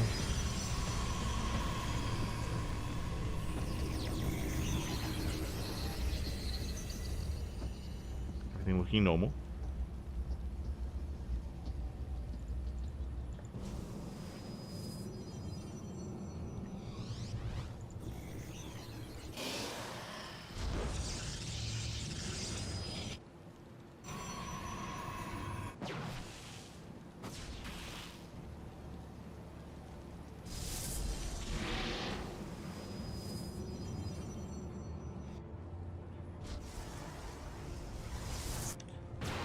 Go. It's just building up. Again, Creator just maintaining map control. Both just Archons on the way. No one's rushing into disruptors. Just Archons are in production here with the Temple Archives. And both players are just kind of racing into that kind of maxed out army.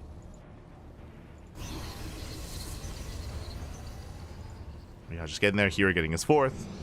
Now, I did mention that he should be moving out with 4 immortals, and we have how many so far? We have 4, soon to be 5. So it's going to be a 5 immortal push here for herO. I believe that 5th immortal, fifth immortal is going to coincide with +2, as +2 is almost done, and that's lined up here with the prism. So here we go. herO, he's done enough turtling, and now it's time to push. And again, this is a beefy army. 5 immortals, 2 Archons. Of course, there are going to be more High Templar reinforcements, more Zealot reinforcements as well. And what is he going to be pushing into? Checking the army compositions here, 2 immortals and 1 Archon. Like, there's not really that much of him to defend. It's on Creator to slow down the push, to slow it down, and to maybe even snipe the Warp Prism. If he can get behind the army, if he can get inside that prism, then Creator, he can slow this down and shut this down as well. Oh. As here, he does break free. He's moving out. Again, he has a terrifying army. This is what hero's been building up towards the entire game. Creator is trying to slow this down. Gets a Zealot. Does get a Zealot. Likewise, still being forced back. More Archons morphing in. More Zealots as well. And we need more Archons for Creator. As there's going to be a lot of charges collapsing in. I mean, we need more of everything. Time is quite comparable. There is a shield battery, thankfully. And a cannon. There is something. At the same time, Bird's going to be going down. And here he commits. Does commit in. Dives on the main army. Going for the Immortals. The shield battery's putting in a lot of it. It's actually helping quite a bit. But the Immortals are going to be going down. 3 of them, they're so low. They're so close to falling. And herO, he's breaking through. He's breaking through the main army. I mean, again, nice juggling here by Creator. Very nice juggling. Does preserve the Immortals for as long as he can. The Immortals are still alive. Oh my god. And Creator, he holds. He does hold on. Yeah, just barely goes to the dive. Takes down the War Prism. At least he wants it. Oh, does want it. He will get it as well. Oh, at least he tries to. Yeah, Prism goes down, and Creator, he shuts down the main army. Again, it was very impressive. Creator, he was able to save and preserve those 3 Immortals for the entirety of the fight, just now losing 1. Uh-oh. But did Creator overextend? He has to be careful. Once again, he saves his Immortals. So again, just very nice control out of Creator. And herO, he was lacking his own. As the armies, they bounce off each other. herO does have a slight probe lead. And here he only survives with 2 Immortals. Looking at the units tab, of course, the Immortal count is now in favor of Creator. Both players have 2-2. Well, they have +2. herO is getting ready for the second wave, the second round. He has rebuilt the War Prism. Let's rebuild the Prism. Immortal races back. Shield battery has energy. Once again, he tries to dive in, but there are 2 Archons. That's a lot of splash damage. Yeah, Zealots, they are going to be melting, and G overcharging with the shield battery. So far, once again, nice kiting here from a Creator. Does kite back, saves the Archon. Does save the Archon. Oh, barely does save the other as well. And once again, he is holding on.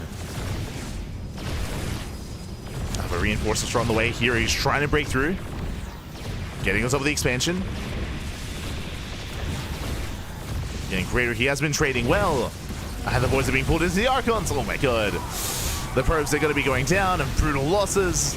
That's 9 probes falling. And here, does he have enough? Up. Losing another Archon. Once again, another Archon goes down. Does get into the mineral line.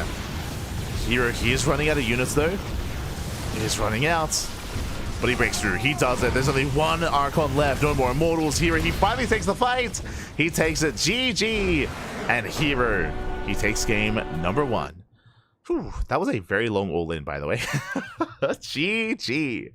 I was very impressed by Creator's initial defense, not gonna lie. With Creator just juggling his Immortals, he was able to save all 3 for so long.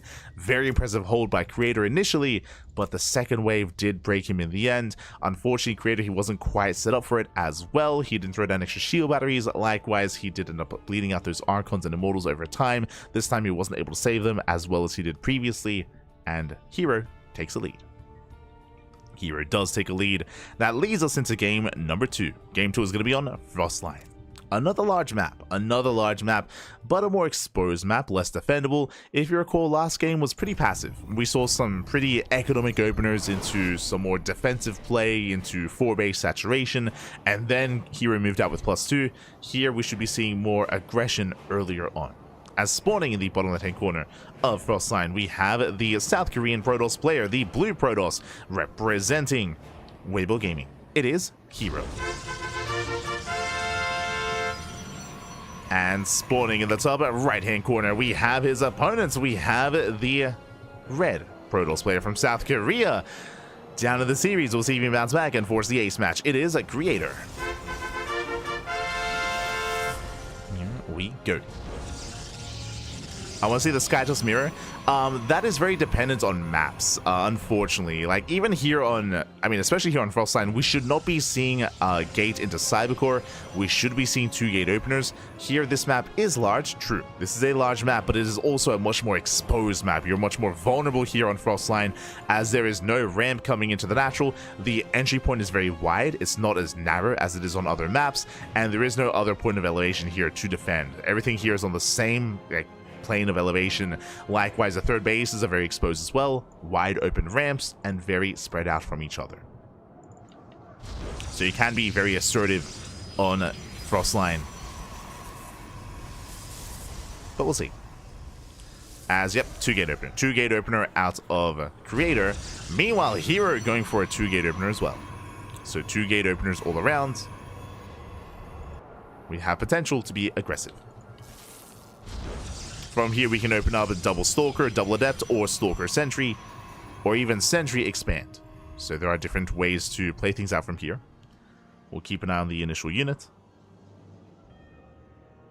We'll see how our players do decide to play this out.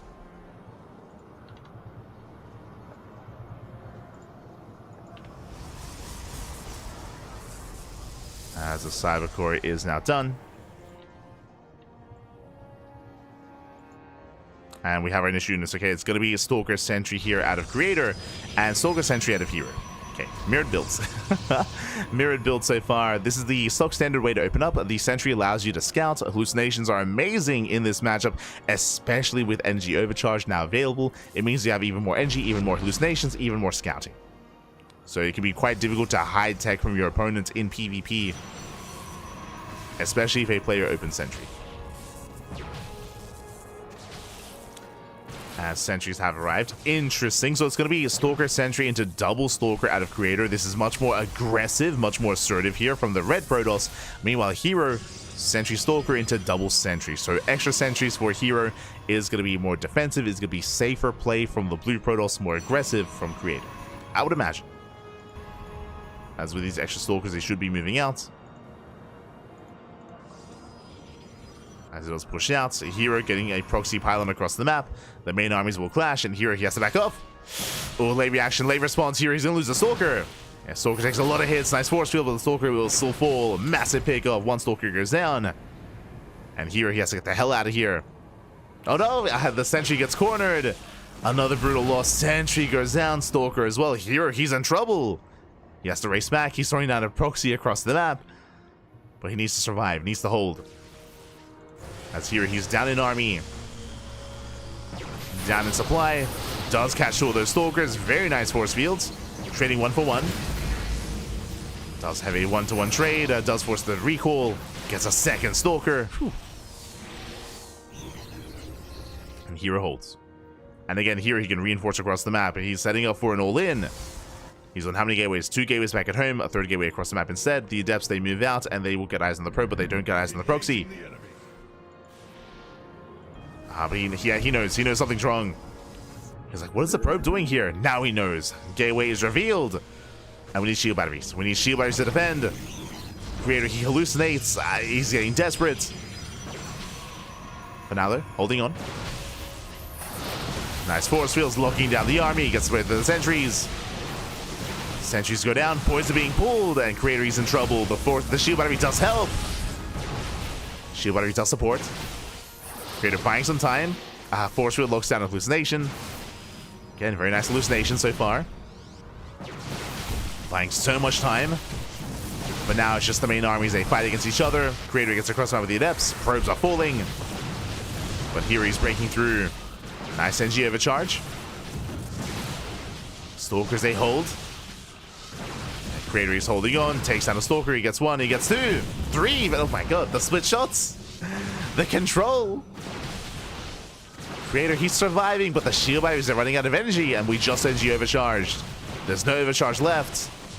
And herO, he looks like he is snowballing out of control. The Adepts, they have arrived to reinforce. Stalker goes down. Shades on the main army. Does focus down the Stalkers, and Creator, he's being overwhelmed. There's just barely not enough. It's only 5 units, but it's more than what Creator has. As more Stalkers have arrived, and Creator, he has nothing left. Ay, ay, ay. barely wasn't able to hold on. Behind this, he was taking into Blink, not into Immortals. GG gets called as Blink will not finish, and herO will take the series at 2-0. GG. Oh my god. GG, well played. herO, he will claim the series. A very intense game number 2 as opposed to the more passive game 1. Again, we spoke about it. Frostline, you are vulnerable to aggressive builds and aggressive styles. herO took it to another level though, and again, it was still a very close game state. It was unfortunate that Creator, of course, was taking into Blink. As we saw, Blink just never came into play. It was never a factor in that game as it finished far too late. And again, ideally, against when you're up against an all-in like that, when you're up against a proxy, if Creator had scattered sooner, if he had seen the proxy sooner, Robo into Immortal arrives, bam, you defend. Or at least extra gateways, right? Extra gateways to be able to keep up with the reinforcements, with the production of your opponent, if not exceed them. With that, GG, well played. We have our first player to the finals. herO, he advances on to the grand finals, and herO, he's waiting for his next opponent. Who's it going to be? It's going to be the winner of our next series. It's going to be the winner of our next semifinals match. We have Cure and Zaun facing off in another TVP. Sorry, like 6th TVP of the day. It's a lot of Terran versus Protoss. How many have we had? We've had 1, 2, 3, 4, 5, 5th TVP. Let's go. Let's go. I'm here for it. I'm ready for it. Once again, as a reminder, game 1 is going to be on Neon Violet Square.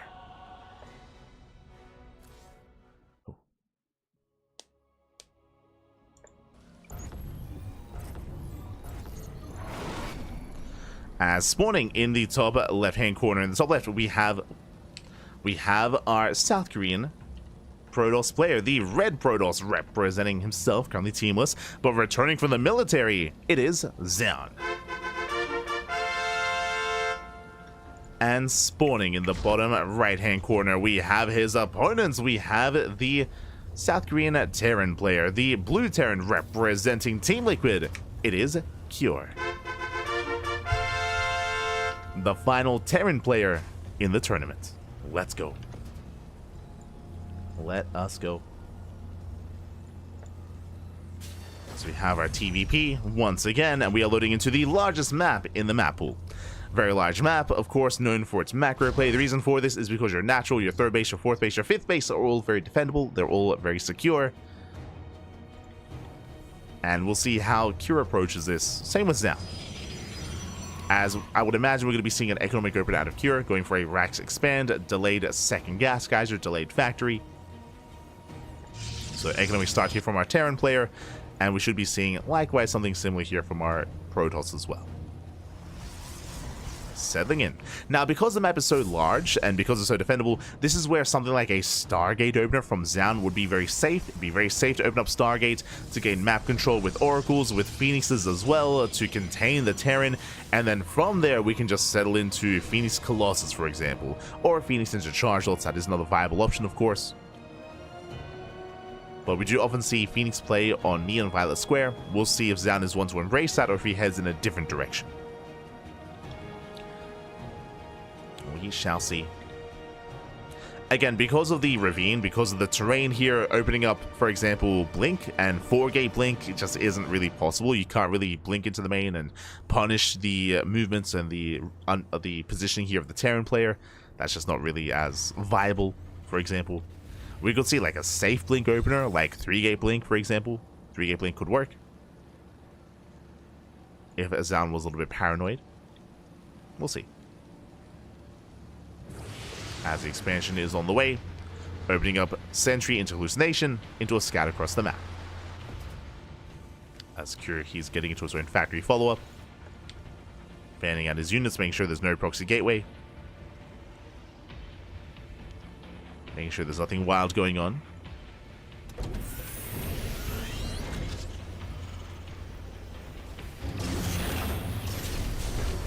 As there is our 1-1-1. And as we mentioned, there it is, Stargate. Stargate open out of Zaun. And again, it's just really safe to play Stargate on Neon Violet Square. So this is what you expect to see in Protoss vs. Terran. is a Stargate opener. Now, whether or not Zaun opens Stargate into Phoenix or Stargate into Oracle and then into another tech choice, yet to be determined, because that's also still possible, still viable here. Like an Oracle opener into Twilight Council Charge, into like Archons and Storm and High Templar. This doesn't necessarily mean Mass Phoenix. It still could though, still could be. But we could head in a different direction. Behind this, Cure going into his own Widowmine, setting up for a Widowmine drop. Very committed Widowmine drop as well, and the hallucination does confirm the reacted Widowmines, as 4 Widowmines are about to move out across the map. At least Zaun is aware. Back at home, it is not an Oracle opener, it's going to be a Phoenix. And again, upon seeing the Widowmines, upon seeing the opener, he should be in position to deny the drop. Whether he finds it, whether he catches it, yet to be determined. As Curie sends it right down mid. Phoenix moves out, and Zaun, does he come across the medevac? He will. He will find it, he will come across it, and he will force the unload. As the medevac takes a lot of hits, a lot of damage. Curie tries to boost in, tries to boost away. Bold move, but he's going to have to unload. Didn't want to, but he has to. Oh no! As the medevac goes down, and the drop is completely shut down. Widowmines, they can try to waddle in. Let's go. They're making their way in. Phoenixes, they're going to be able to chase. They pick off one Widowmine. Oh. Yeah, there we go. One Widowmine is going to go down. There's still 3 more left. And here come the hallucinations to bait out the shots. Baits out one. Oh, the retargeting. And he forces the unburrow on the other. Yeah, and from here, Zaun, he shuts us down. There's 1 Widowmine remaining. Shot goes off. And Zaun with a very, very comfortable start of the game. As the Widowmine drop does nothing. The Widowmine drop, it doesn't scout, it doesn't kill up any probes, doesn't kill any units whatsoever. The efficiency here is insane. Losing 4 Widowmines and 1 medevac. Ay, ay, ay. The one thing that it did do is keep the Phoenixes busy, but that's still not enough. That's no shot.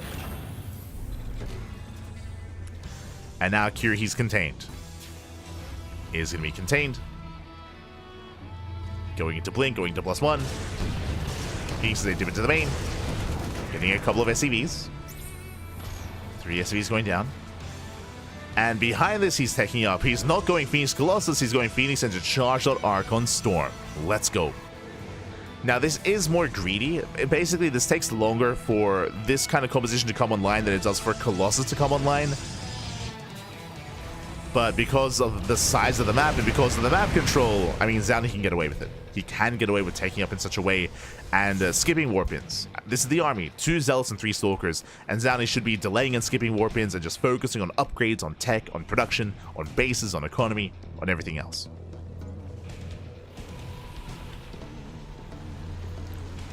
As Zaun, he has eyes on the main army. He confirms that Kier is still stuck at home.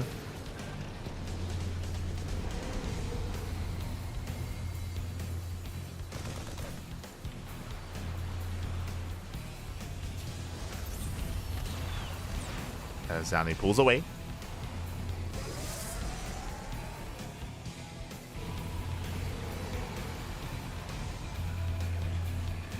Does pull away, threatening a dive into the main. And Curie's had enough defending, he wants to move out. He's had enough, he breaks free.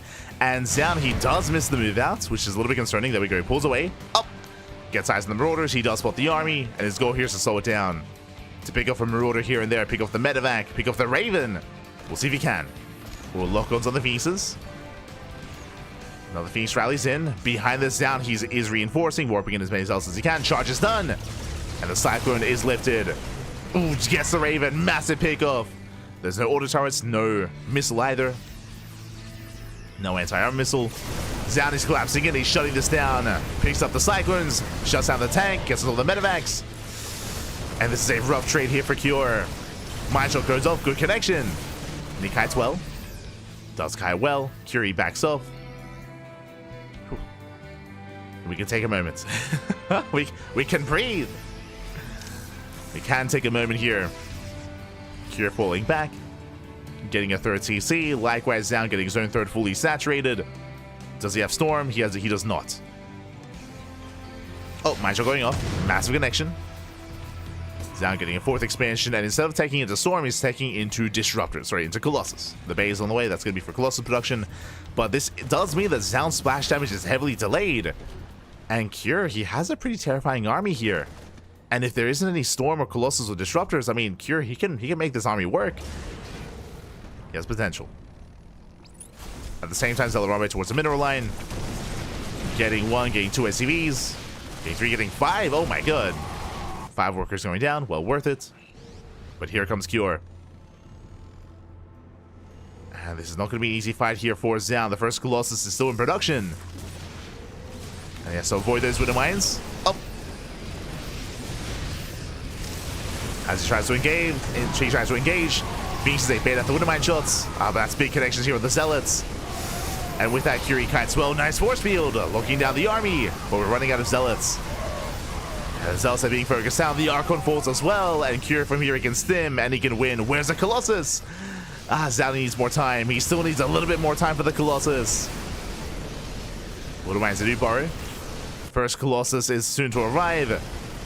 The base is under fire. And it's going to be a close defense here. Even with the Colossus, it's not going to be easy. The Colossus does make it. Swipes going off the base, so it's going to fall. As he spreads out his army, collapses on the Colossus, and Curie does it. He breaks through. Colossus falls, the Immortals as well. And from here, Curie's snowballing out of control. There's nothing left to defend, just a handful of Zealots. And that's just not enough. GG gets called. Cure, he takes game number 1, takes a lead in the semifinals. GG. Whew. Oh my god. GG, well played. Again, Xian very greedy, of course, to delay his splash damage for so long. Again, Xian, he opened up Phoenix, then he followed it up with +1 charged on Archon, then into a Bay, then into Colossus production. As we saw, the first Colossus arrived a little bit too late. Likewise, Xian was not able to slow down the army enough, and with that Cure, he was able to break through in the end. GG. GG, well played. With that, Cure takes the lead in the series, and that leads us into game number 2. Let's go. Game 2 is going to be on Frostline. This is Xian's map of choice. Just catching up. Was this a throw? I wouldn't say that. I would just say that, again, Xian, he made the decision to be greedy after the Phoenix opener. So, I mean, I don't know if you could, like, extrapolate that and say that was, like, a throw of a lead. He made the decision, of course, to tech in certain directions, of course, and delay splash damage. Did not quite get away with it. And now we're getting into our next game. We're getting into game number 2, and spawning in the top right-hand corner of Frostline, we have the South Korean Terran player, the Blue Terran, representing Team Liquid, leading the series 1-0. It is Cure. And spawning in the bottom left-hand corner, we have his opponent. We have the red Protoss player. We have the red Protoss from South Korea as well. Down in the series, we'll see if he can bounce back and force the ace match. It is Xian. Since I took down another great Terran recently, you might be referring to Clem. It was a while ago now, but for those that are unfamiliar, it was in OlimoLeague. It was actually in this tournament series. I think OlimoLeague week number like 232, like 32, 33. Like beginning of December, Xian actually took down Clem. I think it was in the quarterfinals. I think it was quarterfinals, not even semis. But Xian did defeat Clem last month in December. It was very impressive, very solid result out of Xian. And even here against Cure as well, he had his moments. I could definitely see this series going to the ace match. Xian has been looking very impressive, especially in these matchups, of course, in PvP and PvT. But we'll see if he can recover, because Cure is no slouch. Because Cure is one of the best Terrans in South Korea, in the world. And we're settling in. Here we go.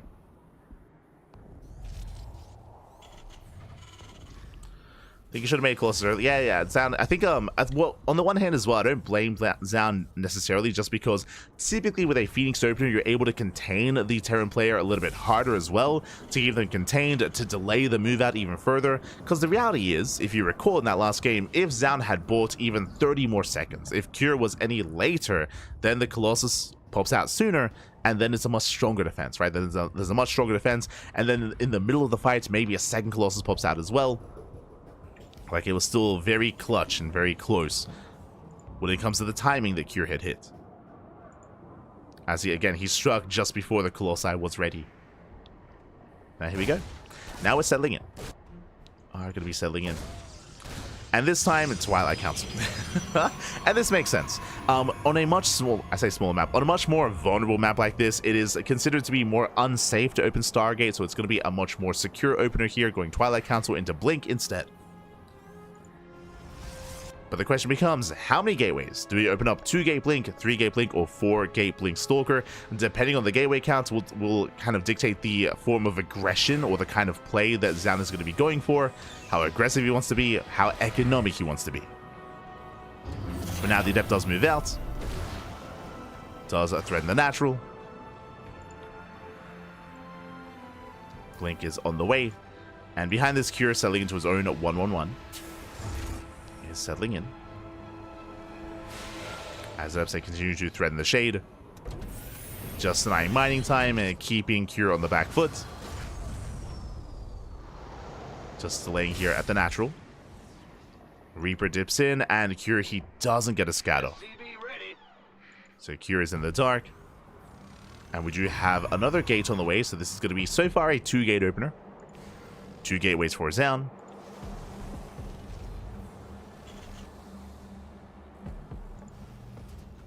And Cure is going for a mine drop. But this is going to be a much less committed mine drop here. If you recall, last game, Cure, he went for a quadruple mine drop. This time should only be a handful of wooden mines to move out across the map to scout, to get a read what's going on. Oof. As the probe does fall. Behind this, we have 1 gateway on the low ground, and we have a 2-gate set up in the main, so 3-gate Blink. Very safe play here by Zan. Very safe play. This should lead into an expansion into a 3rd base.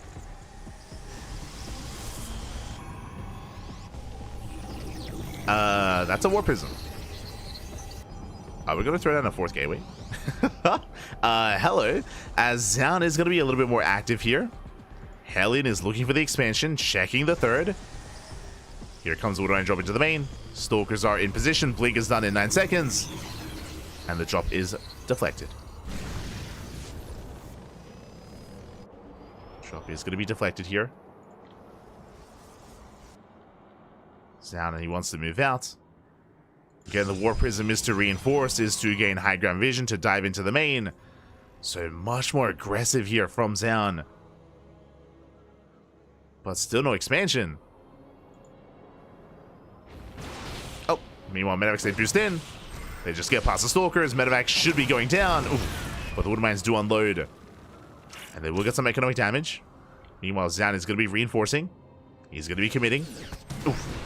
Does dodge the mines. Warping in soon to be 3 Stalkers at a time.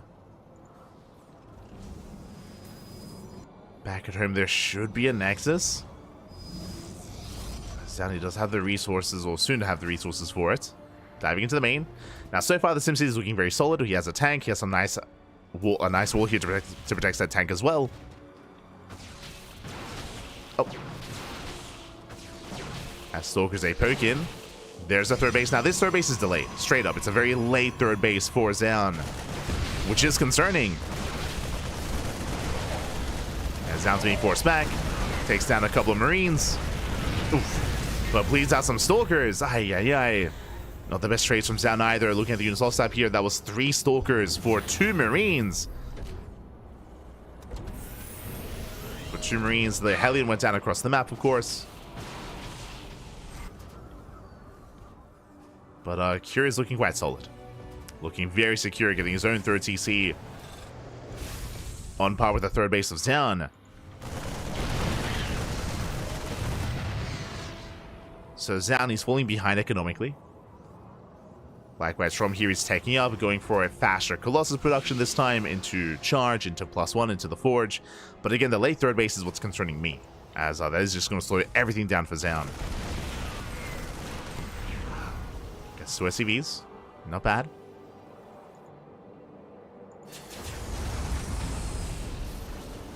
And with this army, he's hoping to delay any kind of move outs. As Cure moves out, Zan is pushing it with the drop. Going for the War Prism. Main base is exposed. There is that 1 tank. Zan is going for it. There are reinforcements, so we do have this around, but the tank is going to fall. Nice pickup. Gets a tank, doesn't lose the Stalker. Doesn't lose the Stalker. Curie's moving out. Once again, another tank is exposed. Can he get one? Oh, not quite. Nice control. Curie saves the tank. Does keep pushing. Does move out. And Zhani's racing back home. I believe we did have a recall. And again, the Colossus is in position. Curie backs off for now. Doesn't like his chances. The third base is almost done. And again, the third base just now getting saturated for Zhao. So we have a back and forth. Whew. We have a game. We're headed into the mid game from here. Building up. And this could still go either way. I do favor Curie's position overall, just because, I mean, he's been more solid. He's been more secure when it comes to his overall build, when it comes to his third base timing. But there are definitely opportunities for Zhao, especially with his War Prism. Zhao say load up. He can always threaten to dive into the main once again, especially if Curie moves out. Zhao getting a fourth. And this is where the map comes into play here. The third and the fourth base, as you can see, are very exposed. They're also very isolated from each other. So if a player is very active, especially if they go for split pushes, they can pull a defending player apart. It can be very difficult to defend the fourth or the third, the main, all these locations at once. We've seen many a player try and fail to defend. But we'll see. We'll see if Zhao is able to keep up with the movements of the main army. Does have the Observer. Does have the pair of Observers even. Keeping eyes on everything. Curie does push through the center. At the same time, we do have the War Prism going into the main. And Zhao, he's aware of the move out. He should be getting in position. Being a little bit cheeky with that Disruptor. But he needs to strike here and now with that War Prism. Can't wait too long. There is a bunker here at the third base. The army does rotate. Zhao, he is aware. He does have that Disruptor. Making 2 Disruptors at a time. Going for the Warp into the main. Zelze pop off. No, but ooh, does connect. It barely happened off screen. Do apologize. But Curie, he gets on the base. Yeah, the next, it's going to go down. Zhao cannot save it. Back at home, back across the map. Gets 6 SCV kills. But Curie defends. Curie does defend.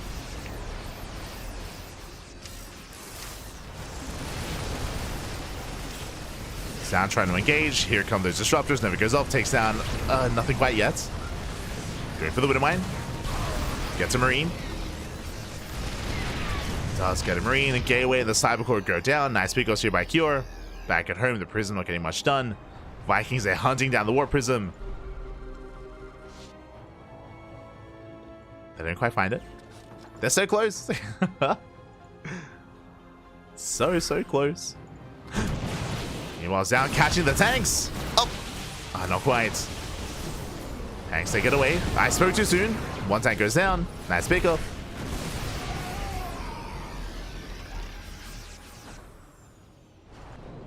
Tank does fall. Catching out the Observer.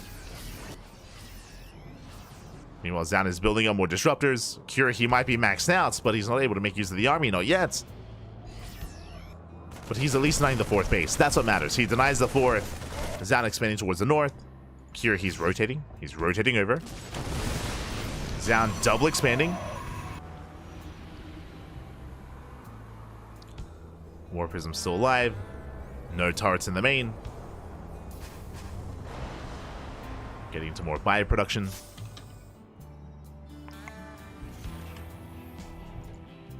As Cure rotates. Zhao, he's about to max out as well. Now, the downside here is that because Zhao is stuck on a 3-base economy, stuck on 66 workers, Zhao doesn't really have a bank. So if he does lose a fight, he's gonna have a hard time rebuilding. A very hard time remaking. Meanwhile, Zella drop into the main, goes to the warp in. Zelze do distract. Curie's out of position. The third base is exposed. And Zhani's going for it. He's going for the bunker, going for the CC. We spoke about it earlier, but these bases are very spread out, very isolated, and it goes both ways. Where Zhao takes down 7 SCVs.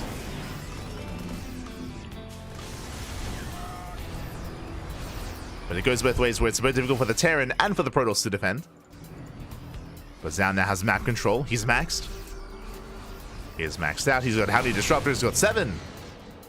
7 disruptors for Zaun. You're trying to keep up.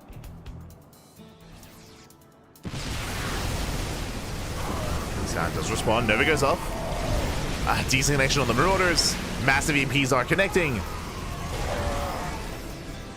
Nova's a too crazy army. Nothing major though. Behind this, we should be getting into Liberator production. No libs yet. Just into Ghost. Ghost Viking. More EMPs popping off. Novas, they will connect. Again, we didn't have quite the splits we were looking for here for Cure. And Zani gets away with the 4th base. The 4th base is up and running. 5th base as well. He's getting there. Still though, a very risky position for Zaun. Doesn't want to get surrounded. Novas, they pop off. But here comes the attempt to surround. Ooh, better connections here. And Novas, they shut down the Bio time and time again. Oh my god, where are the splits? The splits are not there. The Novas, they keep connecting. Oh my god, the Marauders are going down one after the other. Zaun, he can just engage. Who needs Novas anymore? We have Zelts, we have Stalkers. I mean, Novas will be good. But the army is crumbling. Ghost goes down and Zani takes the fight. Whew. Oh my god. Does take to the end. The Novas are resetting. And Zaun can keep pushing. He can try to at least. Cure, he's rebuilding though. Rebuilding his army. Checking the trays. That was 5 disruptors going down. We have 4 left. Still very close. Oh. Landing another EMP. Zaun getting another expansion. His gas count is still relatively low, which is why he can only afford a 2nd robo. He's not getting up to triple robo yet. But he's built up his disruptors once again. Pushing him between the bases. Novas, they once again connect with the Marines. With the Marines, with the Ghost as well. Oof. Yeah, massive connections. And once again, Curious supply plummets. He takes all the Novas to the face. Every time. Zelte peel up here towards the mineral line. SCVs are going down. And Curious being torn apart. It's being torn apart left and right. Workers getting caught out. Ooh. Nova doesn't quite connect, but 19 SCV kills. And now it's just the main army remaining. Zani can dive in, takes down the Ghost. There's 1 Ghost remaining. 1 Ghost left. Up.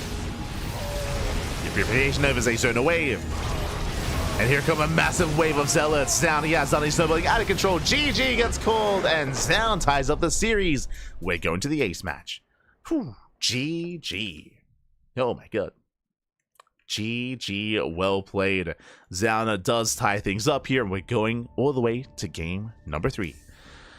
Whew, oh my god. Again, Zaun, he had a hard time. He did have a hard time here in this game. His 4th base was knocked down. Cure was the first to max out, but rotating over towards the northern base is something that Cure never did. He attempted to, but he never did quite punish the backup 4th base of Zaun. He was able to reestablish his bases, able to reestablish his economy, of course, and from there get into his mass disruptor-based army. And we saw that once he got there, he was able to control quite well. Some massive Novas did connect, and he was able to just out-trade Cure. And yeah, Cure just kind of petered out over time. GG. GG, well played. That takes us into the ace match. Let's go. Takes us into game number 3.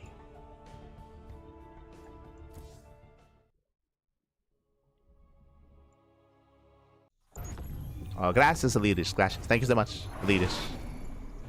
Nice casting. We appreciate it. We appreciate it. Appreciate the kind words. As we're getting into game 3. And spawning in the bottom right hand corner of Abyssal Reef, we have the South Korean Terran player, the Red Terran, representing Team Liquid, being forced into the ace match. This is his map pick. It is Cure.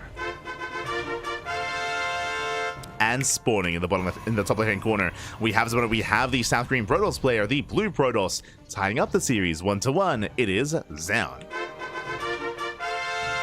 Just get him into a 4-base economy. Get him into some disruptors. He can pop off. Can it bring it to anyone? And here we go. are going to be settling in, just catching up in the chat.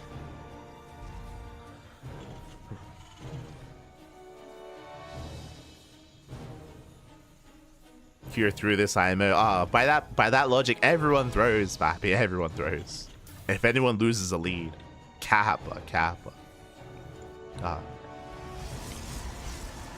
As hello. What's going on? Zound setting up a proxy across the map. It's going to be a 2-gate opener, 1 gateway back at home, 1 proxy across the map instead. And Zound, he's hoping for an economic opener. As we can see, double gas. Double gas opener from Cure. This means a faster factory. This means faster Hellion, faster potential Cyclone production, a delayed CC for Cure.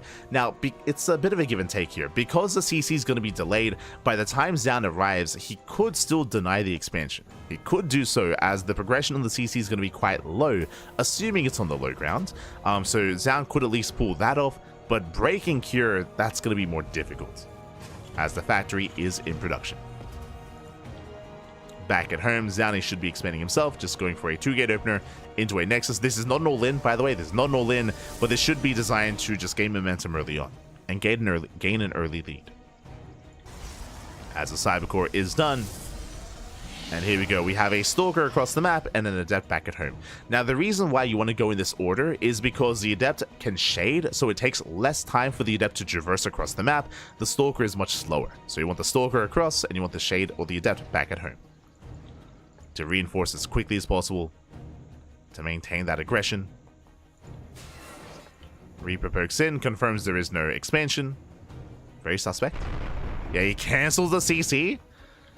Nicely done. And again, that's, I would say, the most that Zound is hoping for. He could maybe get an SCV in the main, as the bunker is going to be thrown down and the SCV is exposed. Boys are being pulled, delaying mining time. Does delay mining time. Back at home, remember, Zound, he is expanding, he is transitioning, getting into a more economic game state. Gets 1 SCV at just the 1. So from here, pretty good damage. He canceled the expansion, he killed the worker, he denied mining time, but at the same time, all the Reaper across the map doing some equivalent damage. As a lot of boys are being pulled here to defend. There's nothing at home. Oh my god, there's nothing to defend. The army's racing back, and probes are falling. So far, 1 probe kill. He gets a 2nd probe, and going for a 3rd. It doesn't get surrounded. Nice control here by Cure, and the punish is real. Getting, oh, not quite another worker. Whew. Zound defends, but again, he did damage across the map. He sustains damage as well. So we have a back and forth. Now, with the earlier Nexus, Zound can recover faster. He can, of course, make 2 probes at a time. And the goal for Zound at this point should be to contain, to try to delay the natural and keep Cure on 1 base for as long as possible, as he's reinforcing and pushing in. Here we go.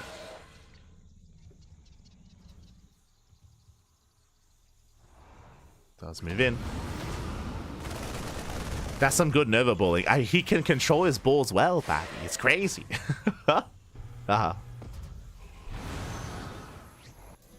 Oh, as Zound, bit of an overreaction. I think a bit of a misread here. Zound, when he shaded up the ramp, it looks like he didn't see the army, so he just assumed that Cure was going for a counterattack. So Zound, getting into his own head, does recall, and Cure back at home, he's just chilling. He's just chilling. Zound is in position for drop play. Again, Zound just getting into his own head, and Cure can now expand. Whereas otherwise, this army, these 5 Stalkers and 3 Adepts, should have been here to delay, to pick off these SCVs, to pick off the Widow Mine, to delay the expansion. So Cure can now settle in. Drop is now moving out. And now we can get into a longer game state.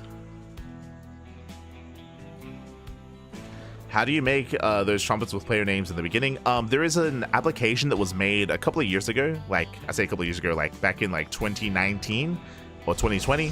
Oh. There was an application made that we've been using ever since, basically since we started casting, that does that. It does take the in-game names from StarCraft. It does display them in an intro. You can set your own custom sound as well and your own custom visual look. We do change the intro if we're casting like I Am Katowice, or if we're like the B stream of DreamHack. We do typically change the color scheme of the intro of this.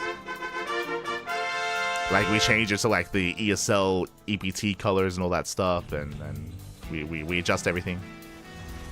You can change the size. Yeah, there's just a nice tool that you can use. It's called StarCraft Casting Tool. Despite it being around for so long, I think we're the only major casters that use it. I think like Biomorph uses it. Like I think some of the other like community casters use it, but I don't think like Wardy and the other big boys use it for some reason. I don't know. And they've been casting for a lot longer, of course, since like Wings of Liberty or Heart of the Swarm. So you know, they do things their own way. It's fine. It's good though, because it gives us like our own unique, you know, flair.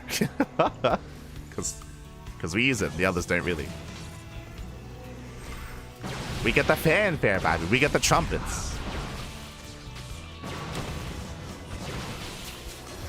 As from here, Zhani does poke in. At the same time, there is that drop here, threading the natural. Doesn't commit yet. 3 SCV is going to be going down, and a big shout out to an anonymous gift. Oh my god, thank you so much.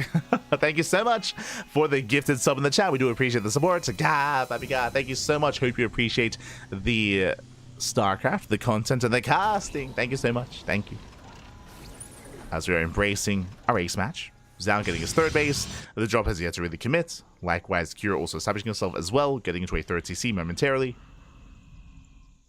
As we are just getting into a longer game state. Again, welcome one and all to Abyssal Reef. I didn't really get to talk about the map itself, but Abyssal Reef is known for longer later games. You can be very secure on a 3, 4, 5 base setup.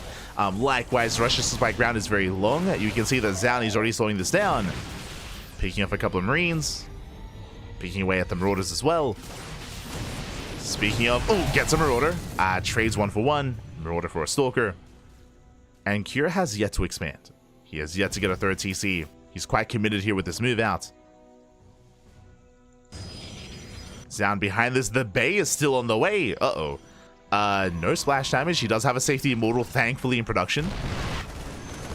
Force recoil into the main. Drop does distract. The immortals are amassing.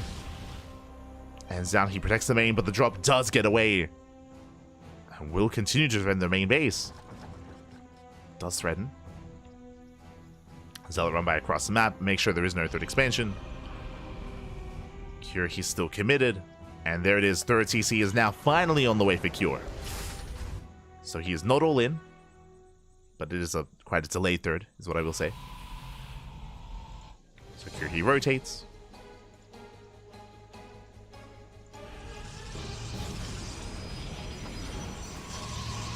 Let's rotate over.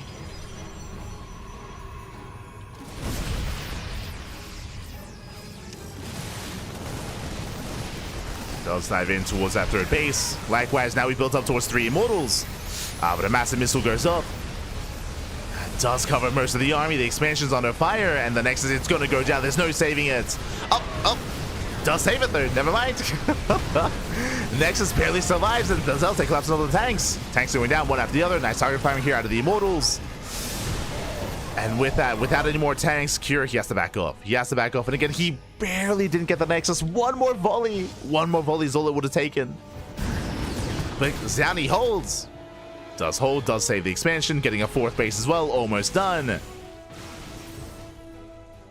And with that, Zhao is in a better position. Cure going for a Doom drop into the main. He's crazy. Going for the drop. He wants it. He wants the Nexus. Up. Going into the main. Does dive in. There are some Stalkers in position. Likewise, here rallying across the map. Going for the main base instead. Okay, I mean, he'll get it base nonetheless. He should get it.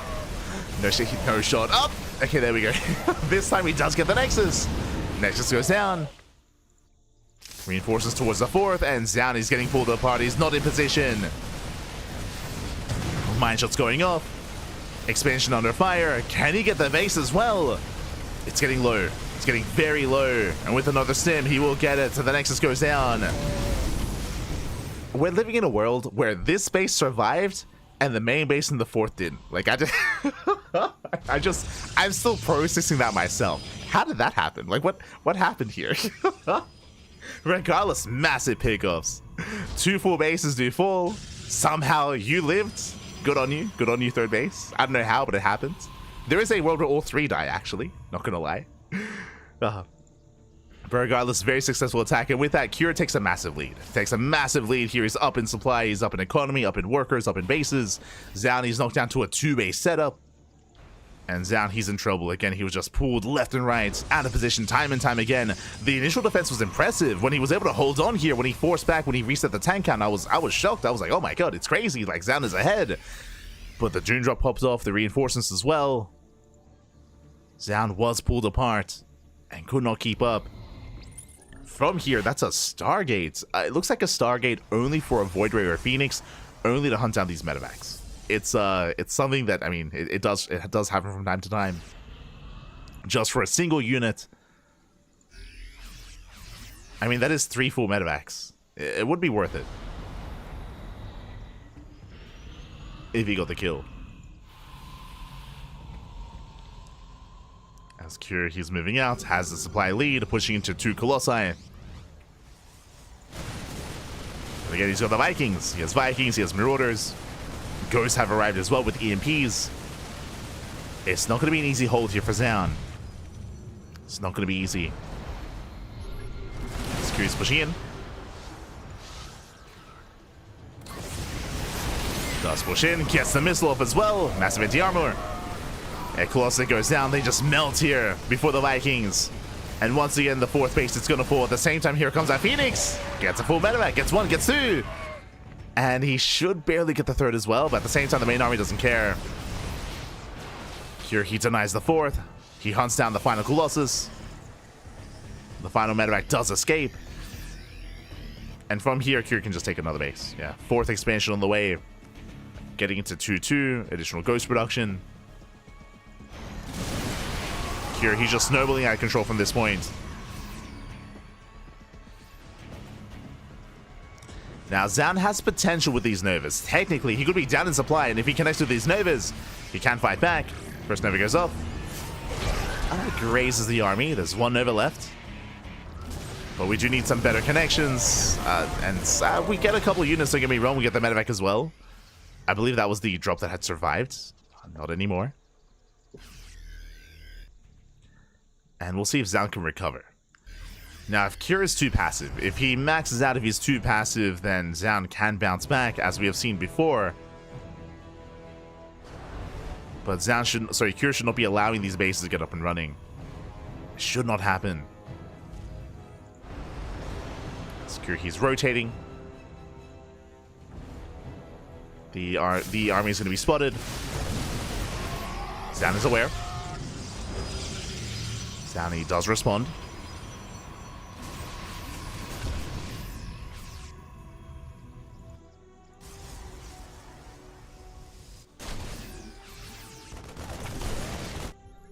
He's responding.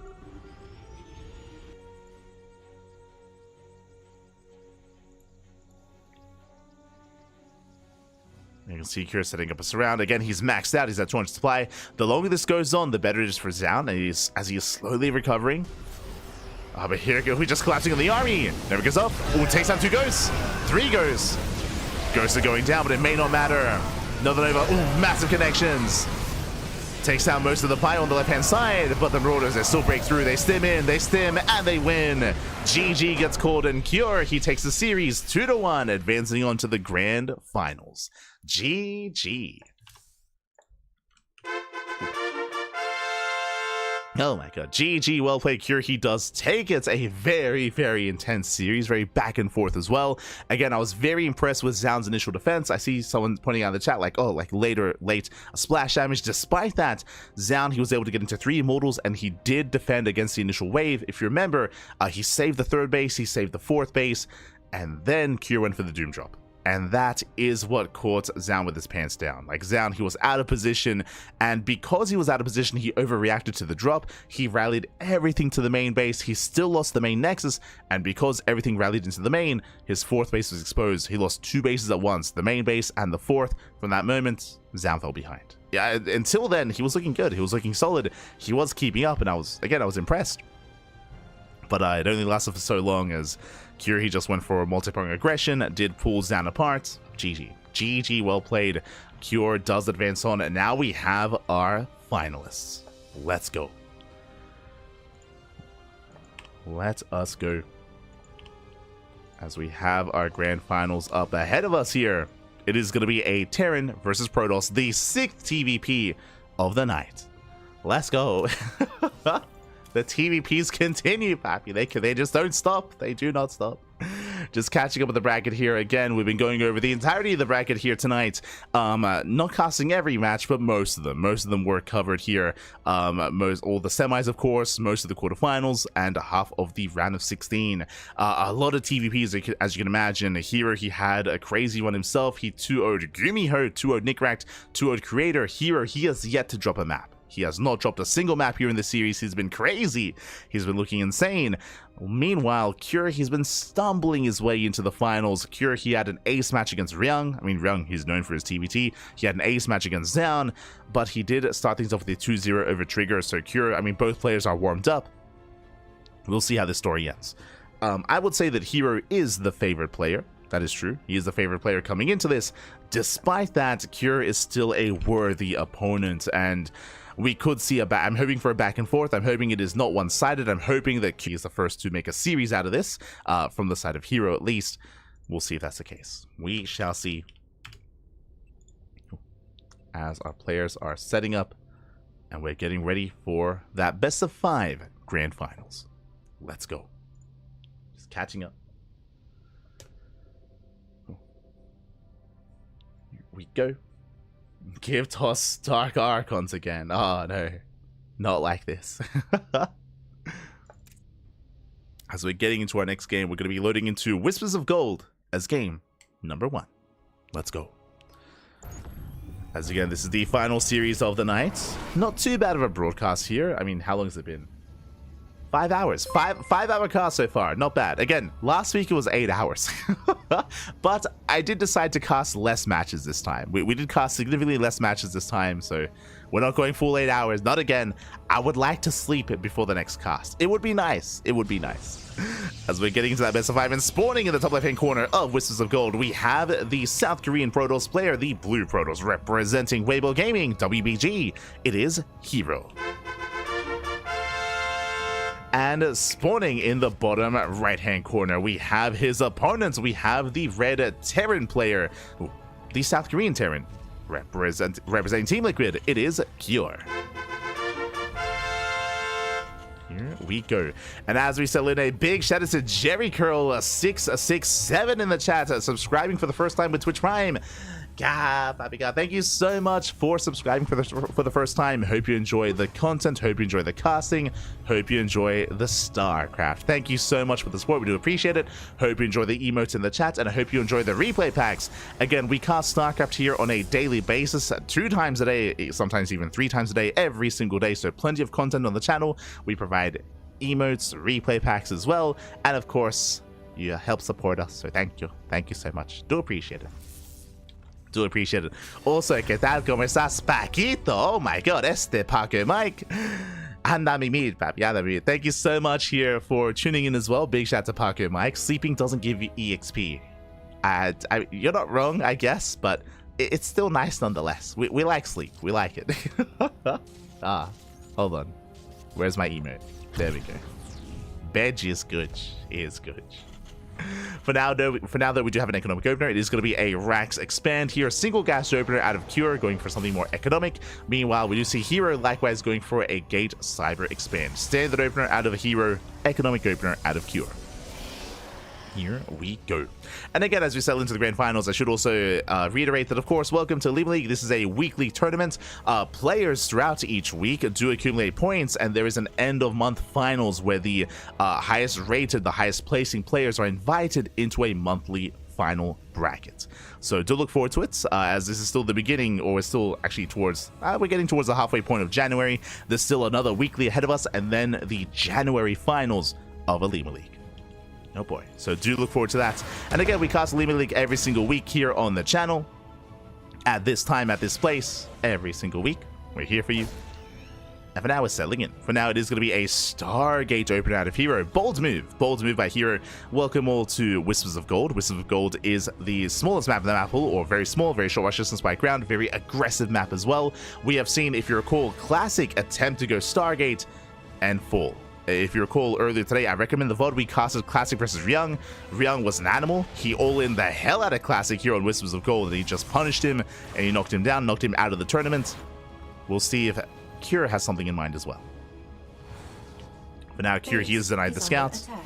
herO, he has no eyes on what's going on. It is going to be an Oracle opener out of herO, not Phoenix. Oracle into potentially Twilight Council, as the Adept does get behind the mineral line, denying mining time. Reaper dives in, and herO scouts. He scouts, he confirms he's aware of the Oracle. With that, herO should be getting in position to defend. Should be securing himself. For now, deflecting the Adepts, and herO, he is investing into Phoenixes. He's doubling down. Back at home, safety, Viking on the way. Vikings in production, Tech Lab on the factory, that should be for a Cyclone. Marines are amassing, and how many Widow Mines? There's one so far. One Widow Mine. Oracle dives in, will focus down the Widow Mine. Widow Mine does fall, SCVs are vulnerable, and workers are going down. Yeah, herO out of position. So far, just one SCV and 3 Marines. Oh my god. Getting all 4. 4 Marines go down. The Hellion, the Widow Mine, and a worker for the Oracle. The Oracle does fall. Now there's not much less to defend. Adepts say shade into the main. And now there's only 2 Marines. 2 Marines and 1 Viking. Mining time is denied. So far, good damage dealt here by herO. Not a lot of economic damage, but damage nonetheless. As he's waiting for reinforcements, second Phoenix has arrived. He commits to the shade. Gets 1 Marine. Goes for the Viking. Gets a second Marine as well. Boys are being pulled to repair. And looks like they will repair in time. Oof. Just barely. Going for the Marines instead. And as it settles, I mean, the efficiency here, taking down 7 Marines, a worker, a Widow Mine, a Hellion, a Reaper. For 1 Oracle, really good trades. Good trades here from herO. Behind this, getting a third. Containing herO on 2 bases. And because he's been keeping the Marine count low, that means that herO can't move out. It means that herO, he's stuck at home. Is going to be stuck back at home. Sleeping gives you mana. True, true. It gives you Polish Protoss players. Ah. No, no. As here he's taking up, he's not going into Colossus, bear that in mind. He's working towards charge. We have a Forge on the way for +1. Charge lots as well, into 3-base saturation. Here he's taking up. Meanwhile, herO's still stuck at home, getting to his own 3-1-1 setup. Still focusing on anti-air.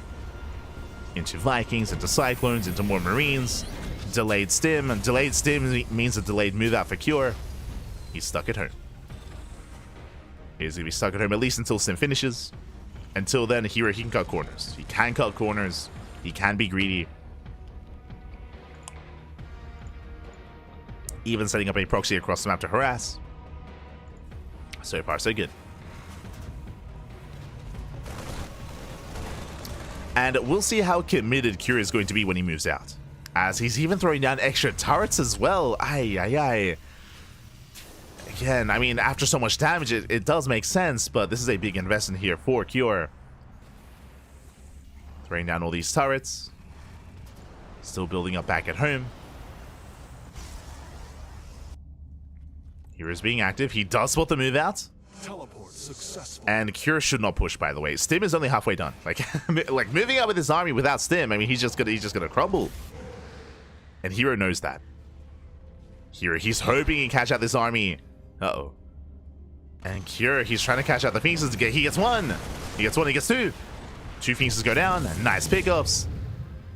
That is nice, but really, was that a bait? Because here comes herO, and this army, what can he do? Okay, the Widow Mines, they have potential. Widow Mines are lifted. Zealots, they dive in. They collapse on the army. Widow Mines go down. And herO has to get the hell out of here. Curie gets overwhelmed. Remember, he has no stim. The Marines, they do nothing. The Marines do nothing. The boys have to be pulled here to defend, to survive. Curie keeps walling up. Stim finishing up in 5 seconds. Okay, just in time. Meanwhile, here just collapsing on the 3rd CC, and he's going to force a cancel. Ooh. Does force a cancel, delays the 3rd quite heavily. And behind this, now hero's going for splash damage. But again, like he's still fine. He still maintains map control. Kira's still stuck at home.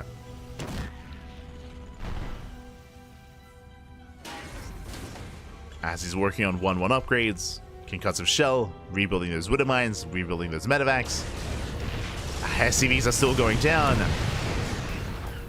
Okay, 3 SCVs in the main.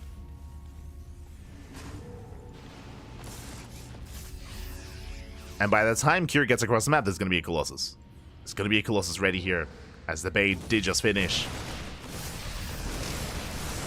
So I'll say collapsing the army once again. What about the mine shot? So, massive connections. Widow mines, they trade well, and with that, the Zealots, they just evaporate. And now here, he's in a little bit more trouble here. Again, the mine shots were ideal. Colossus is on the way. And Kira, he has potential. He can break out. He can break out again. That was a questionable engagement from herO to fight into all those widow mines. But the Phoenix, they're keeping the army pinned back. They're still trying to keep Kira contained.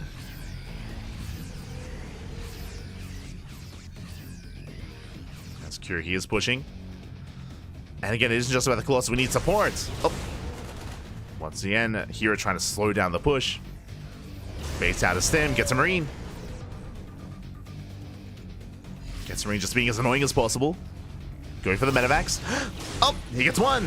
One medevac goes down. Down to 4. Colossus in position, force fields as well. And here he's ready. He is ready for this. Takes out the widow mine. Mine shots, they do not go off. Medevacs are exposed. Once again. Oh my god. Almost gets one. Here he's on a 4-base, soon to be on a 4-base economy. Kira just now getting his 3rd. Phoenix is chasing Kira down. Almost catching a medevac. Going for the Marines. Yeah, quick decisions here by herO. He does notice only 4 Marines. They get picked off. Not a single Phoenix goes down. And Kiri's just stuck chasing the Phoenixes. And here comes the main army. Here comes herO.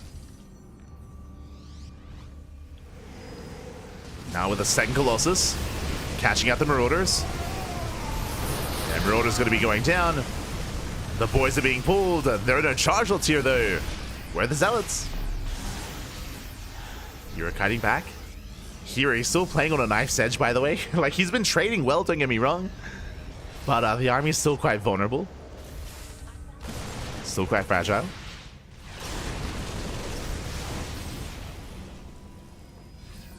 As the armor supplies are still quite close. Hero now taking up. 2nd Robo into a Bay, into a Templar Archives. And Hero backs off. Whew. Kira defense. Kira, he does hold, he does defend, but he is behind. Ideally, the Kira, he wants to be now working on his 4th CC. Already saturated. A 3rd, already saturated. Yeah, the Ghost Academy on the way. 2-2 as well. Getting to Ghost, getting into Vikings. Hero back at home. Securing himself. Building up his disruptor counts into Archons, into potentially Storm as well.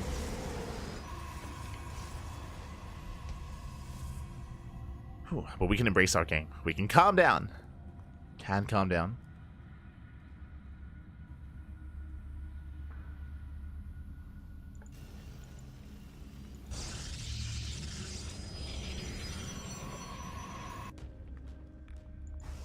As here is getting a 5th. It's getting a 5th expansion.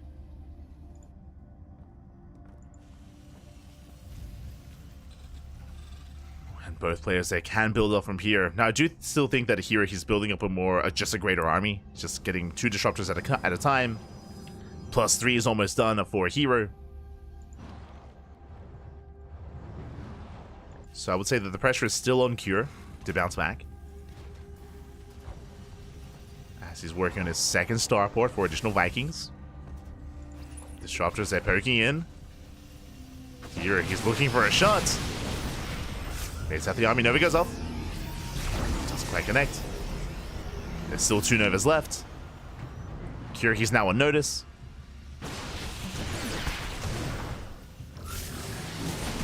Oh. As the Widowmine does go down, Nova goes off. Connects with the army. Not bad. Sniping a Viking. herO does get away. Once again, herO playing with fire. Risky moves out of herO. Oh, and he gets punished. One Stalker goes down. Disruptor as well. Yeah, herO overextends. Nice moves out of herO. Does have some nice moves. Baiting out another Nova. Meanwhile, herO dives into the main, but the Prism, it is not going to go down. The turrets aren't ready, just not in time. But the Vikings are. Prism being chased back. The main army does engage. Where are the Novas? Nova's now going up. Ooh, massive connections. And herO, he's breaking through. The Vikings, they hold their own. Vikings, they reset the Phoenix count. Zelts in the main are being cleaned up. Here he backs off for now. Does regroup.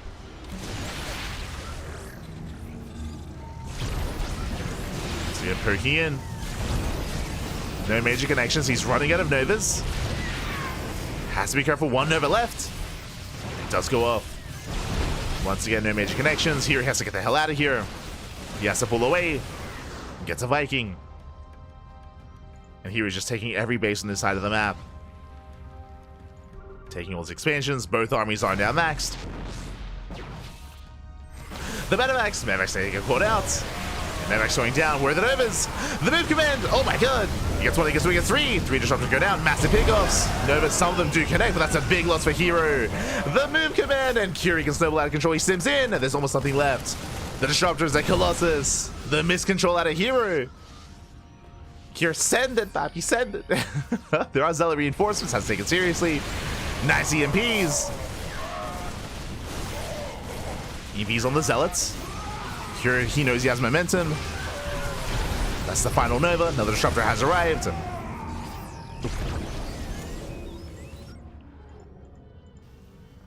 So here he does force secure back. Now herO, that was a brutal fight for herO, but he has an economy, right? He has an economy, he has a bank. He can still maintain himself. He can still sustain some of these losses at least. But he's burning through his bank. Is burning through it. So as they push in the right hand side. You're still dancing with the army. Still very tense. Zelsa catch reinforcements. But no major connections. As SCVs are going down, and Cure, I mean, his economy was already a little bit lackluster. Down to 55. Down to 53. 52 SCVs remaining. Ay, ay, ay. Cure, he did not take that Zealot run by seriously enough. And here, he's building back up. Back up to how many? Back up to 8 disruptors. Here, he has recovered. Nova's going up, zoning back the army, and the planetary is going to go down. Massive connection. Planetary falls. Cure down to 3 bases. And here, he's still pulling this off. Oh, still happening. He goes for the dive, and Nova's they don't quite connect. Risky play there by Cure. Does get 2 disruptors, but Zell taken into the mineral line once again. Oh, the Miss Rally. Here he wants it. And he doesn't quite get it. Disruptor escapes. Nova goes up. herO kiting back. And again, despite the blundered attack earlier, the Nova, oh god. Despite that, it's the economy. It's just the bases. Here he's on 80 workers. He has a greater economy, had a bank. He could afford it, Pappy. He likes it. He likes losing all the disruptors. It's fine. And GG gets called. herO takes game number 1. Whew. GG. Oh my god. GG, well played. A very intense game 1, very back and forth. herO definitely had momentum for most of that game, but Cure had his moments. Definitely he was able to bounce back, able to make a game out of that, and able to capitalize on some of the mistakes and missteps of herO. GG. GG, well played. herO still takes the lead, and now this takes us into game number 2. here we go. And game 2, it is going to be Kira's map of choice. We're going to be loading into Abyssal Reef.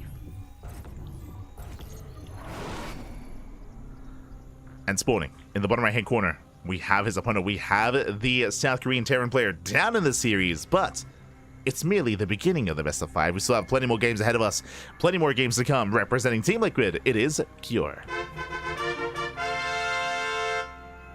And spawning in the top left hand corner, we have his opponents. We have the South Korean Protoss player, the Red Protoss representing Weibo Gaming, it is herO.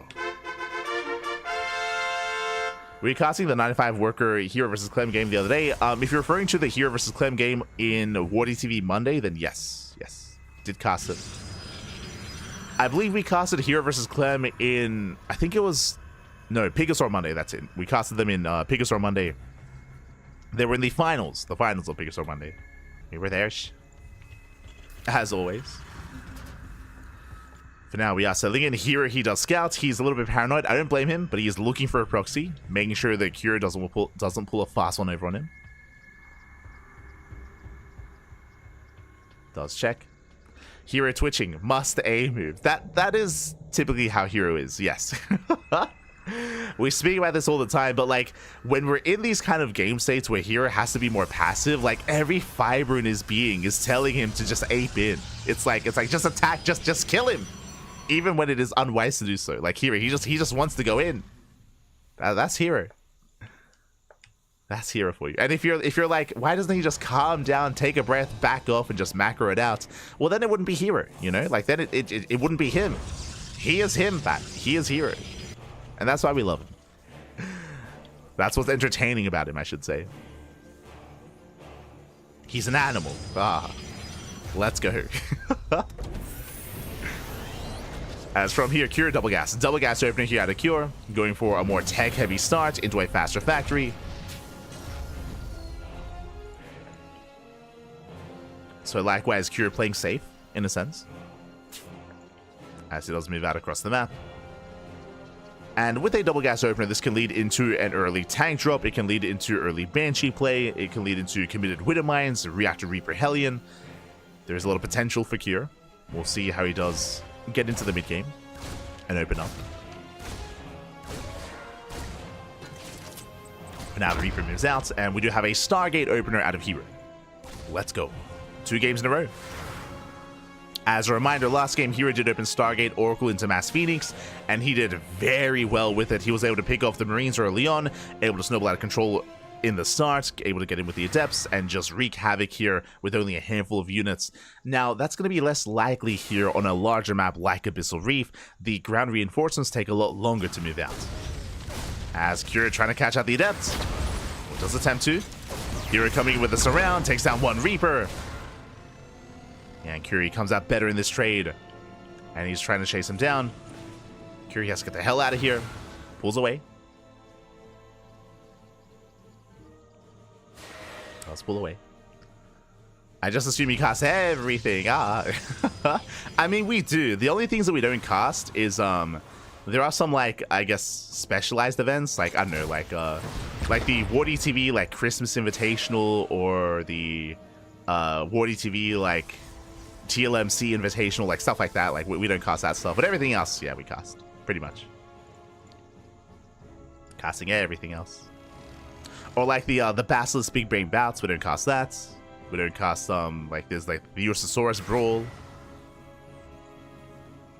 Like those more specific events. They have their own dedicated casters. They're not open. They're not open. But now though, herO rotating over towards the natural, engaging with the Marines, resetting the counts. It does take down every single Marine. And does he get any SCVs? He shouldn't. Oh! Ooh. As he's being forced back. Behind this, Kyor just going to be opening up in a safe manner. Cyclone into Viking, checking the vision. Kyor, he did scout the Stargate, and with the early Cyclone Viking production, we can turn this defense into an offense. Kyor, he's pushing. And ideally, if the Protoss player has been making and investing too heavily into Phoenixes, what does he do against this ground army, against mass Viking Cyclone? Kyor, he may be in some trouble here as Kyor is pushing. Here we go. What is at home to defend? There is a Robo follow-up, thankfully. Very safe follow-up here to herO, going for the first Immortal. Immortal's on the way. But herO doesn't really have an army. He's got 4 Phoenixes. Meanwhile, the Cyclone does overextend. The rest of the army lagging behind. One Cyclone goes down. Massive pickup. That should not have happened. Again, Curie has to bring everything together here. And 1 Cyclone doesn't sound like a lot, but I mean, that's a big part of the DPS with his army. That is part of the backbone of this force. As Curie, he is being slowed down, and here he's buying time for more warpins, for more immortals. He has 1, soon to be 2 immortals.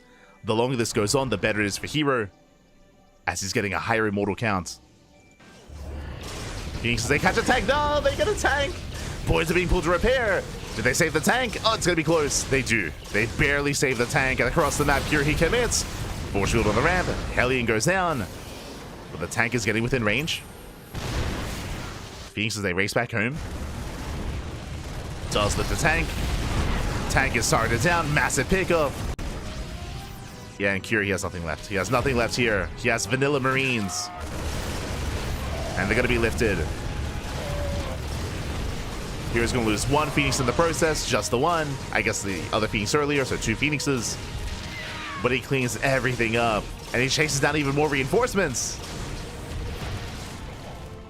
Catching out more Marines, catching out more Vikings. Back at home, there are 2 tanks, though. Pushing up this ramp, not going to be easy.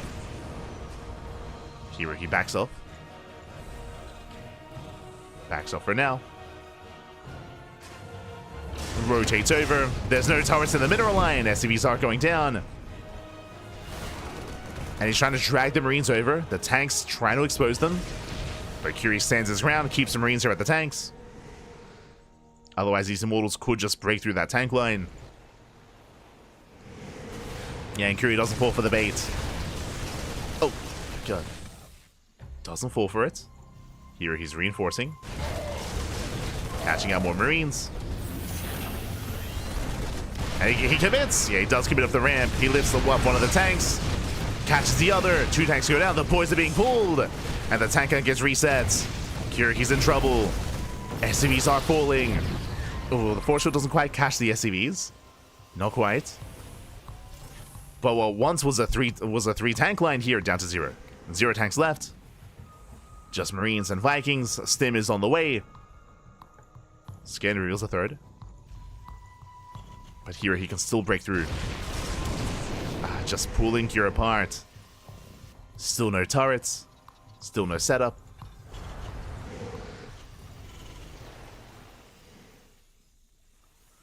Those events don't have the trumpets. True. I've said this before. I have a hard time watching like GSL and watching like IEM matches without the trumpet. I'll be honest. It's a part of me now. After casting for like 6 years, like what can I do? Like what? If I see a player introduced, like my brain just fills in the trumpet. Like it's got to be there. Has to be.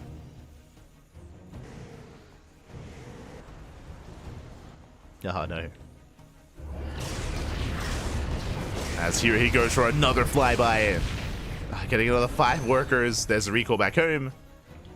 Escapes the Vikings. And hero backs off.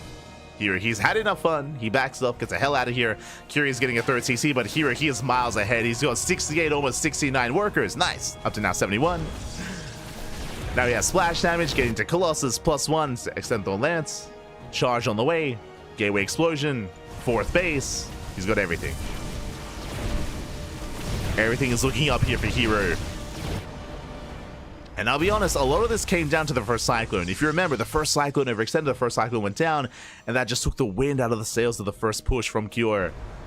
The push got picked apart, and I mean, it led into this. Led into this game state.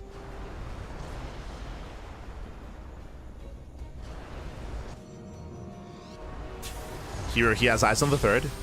He's aware. Cure he's taking up, working towards a Ghost Academy. Getting into +1. Here, as soon as the 3rd is seen, he just takes a 5th. Just taking another expansion. We mentioned this before, but it is not easy trying to break a defending player on this map. We mentioned earlier, but I mean, you can see the ramp here. It's a brutal choke point. Trying to push up this ramp is going to be difficult. Because of that, really, the defending player has to just focus on one location, this location to defend. It's not as easy to drag the army out of position and to split up the army as well. despite that, herO should be the first to max. And if herO wanted to, if we were casting Estrella, for example, or even Classic, what would we see here? Fleet Beacon. Fleet Beacon, second Stargate, into Tempest, into Carrier, into Sky Toss. Like, if you have this much freedom, may as well. But here, he's, you know, calming down. He's expanding, that is true, but he's just sticking with a ground-based composition for now. Doesn't want to take that chance, doesn't want to take that risk, and he's pushing. He wants to be aggressive. Again, he doesn't want to just chill back and turtle and max and tech and max out. No. It's herO. He has to attack. He has to push in. He doesn't need to by any means. He doesn't need to push into this, by the way. He can just contain. He can just contain the Terran on 3 bases. He can just deny the 4th over and over again. But it's herO. Like, he has to attack. I'm assuming that he wants to move into this. I don't think it's wise to, but let's go. As he's reinforcing, the Prism has arrived to reinforce as well. Oh my god, the mass hallucination. Let's go. He's got 6 Colossus. He's crazy. Does move in. EMP does connect. Nice EMP on most of the sentries. herO moving forward. He is maxed out. He's maxed at this point, collapsing in the army. Mind Shot's going to be going off. Good mind connections here on the Zealots. A nice kiting out of Cure, but he can only kite for so long. The Nova goes off. Massive connection. There was nowhere to run. Nowhere to run, nowhere to hide. The army crumbles. And the mass Colossus breaks through. I mean, there's not really much here when it comes to Colossus. The Vikings, they shut down the Colossi. But GG gets called, and herO will take a 2-0 lead. GG. Oh my god. Calm down. GG, well played. herO does take a lead in the series, and herO, he is 1 game away from becoming this week's OlimoLeague champion. Here we go again. herO, he is one of the best Protoss players in the world, and herO's been on a tear as of late. I believe herO is even the reigning champion of OlimoLeague, and can he win another in a row here?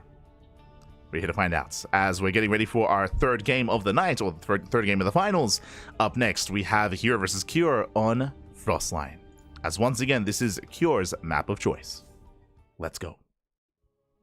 Let us go.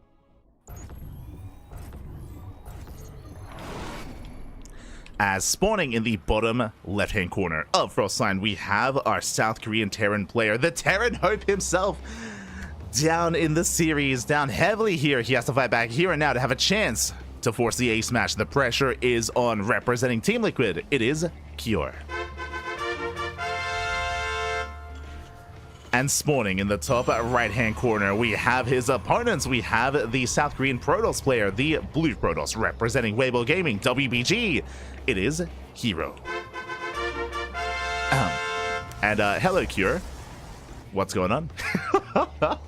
As Cure, he's had enough. He moves out with the SCV. Now, what's important here? Only one SCV moves out, so it's not going to be a proxy 2 racks. It is only 1 racks across the map. I believe this is only 1 racks into Reaper, into potentially a bunker behind or in the mineral line to harass, to get some early game damage. Ooh, we'll see. So not the most committed proxy, but a proxy nonetheless from the side of Cure. Let's go.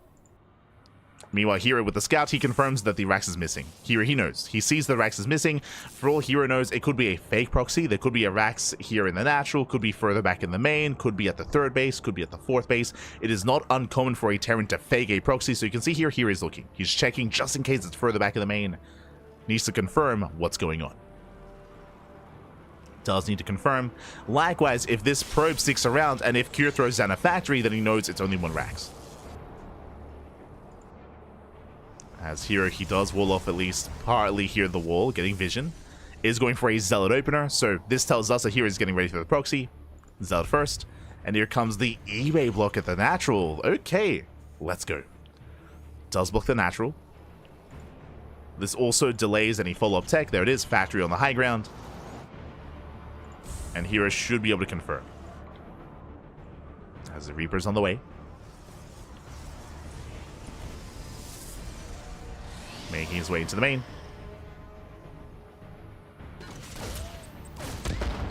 Reaper dips in. So far, threading the mineral line, but herO, he is defending well. He's pulling back, preserving his workers. And doesn't lose too much at all here. Not yet. Oh! as the probes get low. And herO doesn't lose a single unit, so the Reaper is going to go down. One shot goes off, and the Reaper falls. Nice defense here by herO. He shuts down the eBay and will eventually expand.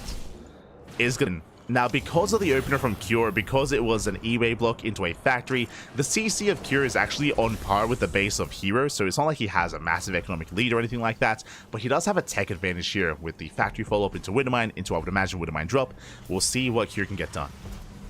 I'm sure he was hoping for a little bit more. There is a chance, there is a world where herO is forced to expand at the third location instead, and then herO can try to all in, but that's not the case here. It is not the case. I would give the edge to herO, especially since Cure didn't kill a single probe. Well, killed one, I guess. That was a scouting probe, though. I mean, that probe was meant to die. That was only the scouting probe going down. Meanwhile, a DT, he's crazy. DTs, okay. I mean, given the game state, this has potential. DT opener here out of herO. This is risky in this matchup, as you can imagine. In an ideal world, if Cure scouts, if Cure scouts, he has scans, right? He has scans, he will shut this down, and he should be perfectly safe and sound against DTs. But if he doesn't scout, if he doesn't realize what's going on, then he might not hold on to a scan, he might mule at the wrong moment, and DTs, they can just wreak havoc and eviscerate an economy real quick. Really, there's a lot riding on this mine drop. And I believe with this Widow mine drop, Cure should scout. He should get eyes on the tech. We can see herO getting in position. Reaper towards the natural. hero's distracted. Yeah, he's distracted by the Reaper. And the Reaper does break through. And with that, Cure sees everything. There we go. He does confirm, does get eyes on the tech, on the Dark Shrine. He knows what's going on. Meanwhile, across the map, there are Stalkers pushing in. Here comes the mine drop. herO doesn't notice. He does. He pulls away in time. Does pull away. Stalkers moving in. Denying mining here at the natural. Mine just going up. 2 probes go down. And herO, he does have us a little bit of high ground vision, at least a little. Takes down some SCVs. 3 SCVs going to be falling. Not bad. Oh my god, the lockup range is brutal. That was crazy. Stalker does fall. herO, he defends. But throughout all of this, herO, he's stuck on one base economy. There's no mining here at the natural. None whatsoever. Likewise, herO, he also isn't muling, as, I mean, there are DTs to threaten him. And herO is still in a better position. herO, he takes a third. He's fully saturated. And herO, he's still not mining. Still stuck on one base. DT does waddle in, but again, there should be a scan. There we go. Does scan, shuts down the first Dark Templar. Second one is a little bit premature here. Ooh. And should force out a second scan.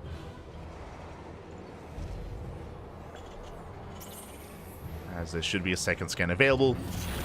Hallucination into the main, getting eyes on the 3-1-1 setup. Stim is on the way. And herO pulls back. Oh, he's committing. We have Shadow Stride on the way. Blink for the DTs. Let's go. herO, he is committing. I mean, we have the DTs anyway. May as well, I suppose. Este herO. Ay, ay, ay.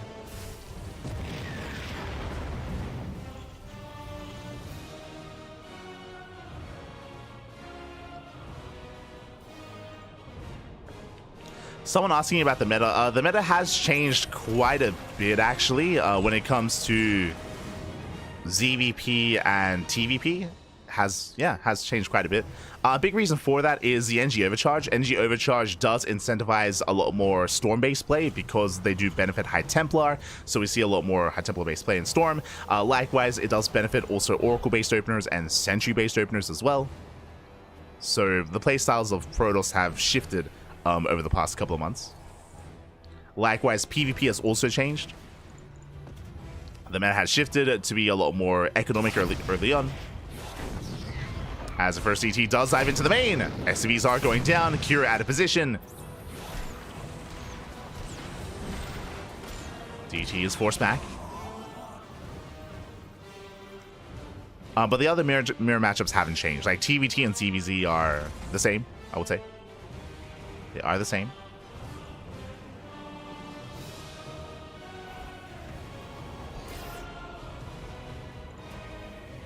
All the other matchups have changed. As for now, he is eventually going to break out. Does he have a third CC behind this? He does not. Ooh, he might just commit. Yeah, he might just commit here on 2 bases. So he does move out. Here he is aware. He's getting ready back at home. Has he been too greedy? He does have some zealots. Charge is going to finish up in a couple of seconds. DTs into the main are shut down by the Widow Mines. And here comes the push. Pylon will spot this. I was checking to see if the boys are being pulled. As here he's protecting back at home. Stalkers, they poke in. They catch a couple of Marines. And the Zealot Rumbai is going to force it all in. That is true. Kiri's going to lose a lot back at home, but can Hero defend? Can he hold? And Massive Missile goes off. Nice force field, slowing down the push. Does delay Cure. Zelce busts into the mineral line. SCVs are going down. DTs waddle in as well. Whereas Mind Drop into the main. Here he's keeping up. This time though he doesn't quite get the force field. Does get on top of the tank. Tank is going to fall. What about the bio? What about the Marines? Force fields, they do try to slow this down. As more Stalkers are warping in. And the base is going to fall. Cure, he breaks through. The expansion does crumble. And again, we need those Zealots back at him to defend. Looks like Cure is doing it. Cure, he is fighting back. Does lose the mineral line back at home. But this army cannot be stopped. Yeah, this main army cannot be stopped. As he does get into the mineral line, every probe going to be going down. Here, he's trying to engage. Picks up a couple of Marines. I mean, the army is overstimmed, true. Uh-oh. The army is overstimmed. Here, he does hold. Takes down the medevacs. Oh! Shuts down the Marines even. Marines are picked up. Medevacs forced to boost away. But Curie still has a devastating army. Oh, full medevac goes down. Massive pickoff. Here he gets a full medevac. Despite losing an expansion, here he's still up in probes. Still up in workers. Oh. We'll take 2 mine shields to the face. Still moving out. Back at home, Cure, he is secure. He's got SimCity on his side. Turrets, Widow Mines, boys to pull as well. Dropping across the map. Oh. As here, he has chosen not to expand. He's not expanding. Here, he's reinforcing. War Prism has arrived. Does spot the mine drop. And here, he should pull away in time. Oh! Oh my god. He does. Does pull away. Oh, nice retarding. 4 probes go down. Very nice damage. But here, he wants to commit. He wants to end it here and now, one way or another. Either here it kills Cure or he dies trying. He's pushing in. Reinforcing once again. Taking down the depots. The boys are being pulled. Nice force fields. Does cut the army in half. Up with the mine shot, so mine shot's gonna be going off. We're running out of zealots. Here he is forcing this back. Again, they can't quite engage. There's still more force fields. And here is getting cornered. So again, trying to shut down the army. Ooh, mine shot goes up. Gets a sentry. And here, does he have enough? Here, he's running out of Marines. It's almost purely Marauder. Yeah, just pure Marauder at this point. Zelsa do a great job tanking. Oof. But Cure, he will lose 21 SCVs. Cure, he holds, but at what cost? The Marauder. The Immortal gets saved. Popping up Micro. Here he gets away, takes down 21 SCVs, and Cure, he's down to 18 workers. He holds, but barely an economy remaining. He has to rely on mules. He has to rely on purely mules at this point. He's barely holding on. Here back at home, he expands. Takes a third. Takes a third base. Whew. Getting a bay, working towards Colossus. It's still up in the air there. It's one of those things where here he has a better economy, that is true, but here he has a larger army. Again, that's just a massive Marauder army with plenty of medevacs as well.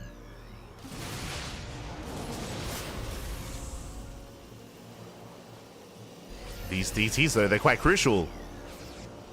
It's not about their damage, it's about the fact that they're keeping supply at home. Oh. Got a Marauder. 1 Marauder goes down. Again, Curie's kept busy. Like, if Curie moves out with his army, you could argue that he could just end the game. But he is trapped. Going for another Mind Drop. Here now establishing that third. Almost up and running. First Colossus is going to pop in. But still very tense. This is still anyone's game.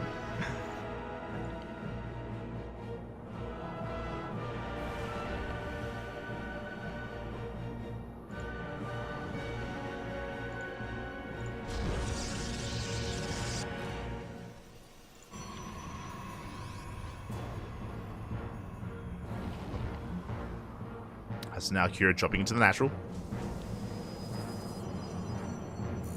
Does drop in. Widowmine shot is going to go off. Oh! D's connection. 3 probes go down. Another Widowmine into the main as well. But DTs, they do shut this down. They defend. Whew. And Cure from here, he can land and get a third. He can actually pick up his main base and land that as a fourth as well if he so chose to. Can pick up. Yo, do we get into a macro game from here? do we just back off, calm down, and max out? I mean, I would say that if we weren't casting herO. The thing is that herO, I'm sure he just wants to fight. He just wants to push in again. Speaking of, he's moving out. Yeah, he's getting a second Colossus. Extendable Lance is going to finish up in the middle of the fight. Still a ways away. Observer gets eyes on the third. Again, that's still so many Marauders. 20 Marauders. That's crazy. Again, I'm not so sure that herO can push into this. Going for a Zealot round by. Okay. So his goal here is to distract. His goal here is to distract the main army and slip in with those Zealots to cripple the economy. We'll see if he can. I'm just trying to keep the attention of Cure. Mind Shot goes off. Massive connection. Cure, he is aware. herO pushing in. Oh, but he's not really getting any ground. Colossus taking a lot of damage. Cure, he does respond. He's in position for the Zealots. The Colossus is going to be going down. Massive pickup. He gets one. One Colossus falls. Nice force fields. Gets a ghost. As herO pulls away. At the same time, I believe the Zealot army was reset. And that was a big loss for herO. Losing all those Zealots. But he does take down all the Vikings. Vikings go down. herO once again rotating. He wants a medevac. Oh, he gets it. Takes down the medevac. Nicely done. Pulls away. Crazy moves here out of herO. Meanwhile, Cure, he's building up a higher Viking count into Ghost as well. Still maintaining that Marauder count. Pushing in. Disruptors have arrived. We have the Novas. That's EMP. Novas go up. Ooh, friendly fire. Zealots go down, and herO has to get the hell out of here. He's going to lose everything. Yeah, he just collapses in. He stims in, takes down the Immortals, the Disruptors, the Colossus. Everything's going to fall. And herO, he plummets in supply. Ay. Those Novas, they were not it, Pap. They were not it. And now it's time for Cure to put a point on the board. It's not going to be a 3-0, Pappy. Cure, he's going to send it. Back it up. What do we have? We have 2 Colossus. Okay, we have 2 Colossus and a Disruptor. Disruptor has arrived. Can herO hold? Or will Cure make a series out of this? Pushing in. Here he is back up to 2 Colossi. But that's a brutal EMP. Yeah, the army, he just stims in. He just stims. He wins, takes down the Stalkers, the Colossus. The Prism Micro is impressive, but the Prism is almost down as well. As it just is not enough here. As here he breaks the 4th. 4th base is going to fall. Here he cannot engage with the main army. Has to back up. He wanted to go undefeated. He was close. He was close this week, Pappy. He was close. But here he stims in once again. Colossus, they're coming from behind. We have plenty of Vikings. Prism goes down. There's no escape for the Colossus. Not anymore. GG gets called. And Cure, he fights back. He puts a point on the board. GG. Whew. Oh my god. GG, well played. A very, very tense game 3 there. Very back and forth as well. There were moments for herO, moments for Cure as well. Alas, Kira at a certain point, he was able to stabilize, able to get his throw base back up and running, had a heavy marauder count, heavy ghost count as well, and herO, he just overstayed his welcome a little bit, couldn't quite engage. There was potential with the disruptors, don't get me wrong, but the disruptors, they did not connect. They actually worked against him. They connected with the zealots. They shut down herO more than anything else, and with that, Kira snowballed out of control. GG, well played. Whew. The series continues. Series does continue. Here we go.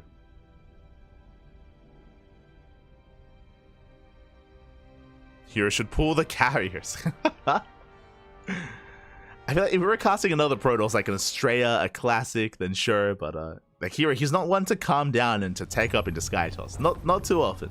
Not in this matchup. He does it in other matchups more. Like in PvZ, he's more than willing to embrace Sky Toss. But here a little bit less so, as we're settling into game number 4. Ooh. And again, one more loss and we might see an ace match, but one more win and the series will conclude. As spawning in the top left hand corner of Neon Violet Square, we have the South Korean Protoss player, the blue Protoss representing GuMiho Gaming. It is herO.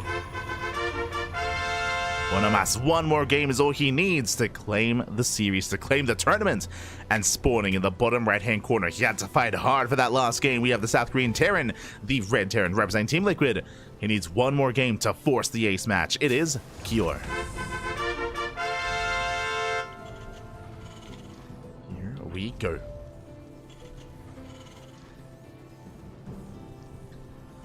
So we're calming things down. We're settling in. Let's go.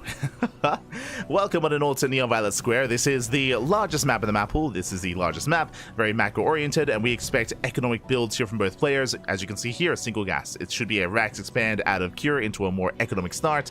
Likewise, herO can also cut corners as well. We'll see if he does. For now, herO opening up with the Probe Scout. As a reminder, last game, Kyor did open up with a proxy Rax, and herO confirms that the Rax is back at home this time. Rax is back at home.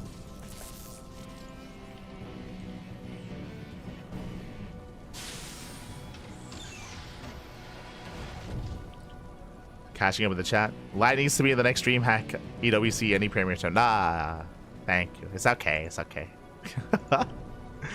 Unfortunately, StarCraft is one of those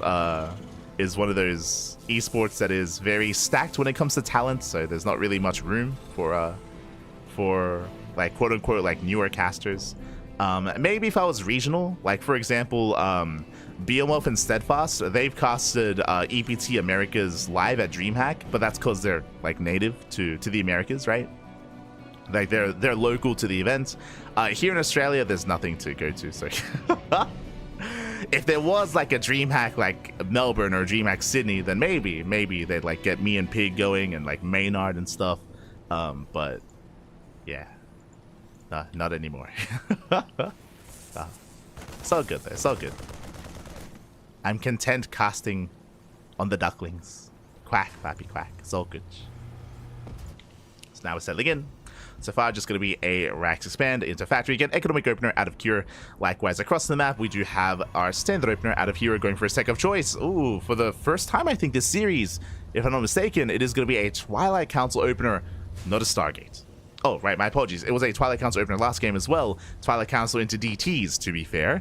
We expect a Blink-based opener this time, though, from herO. As he does open up with the initial Zealots, attempting to delay the CC. Does dive in. Zealot goes down.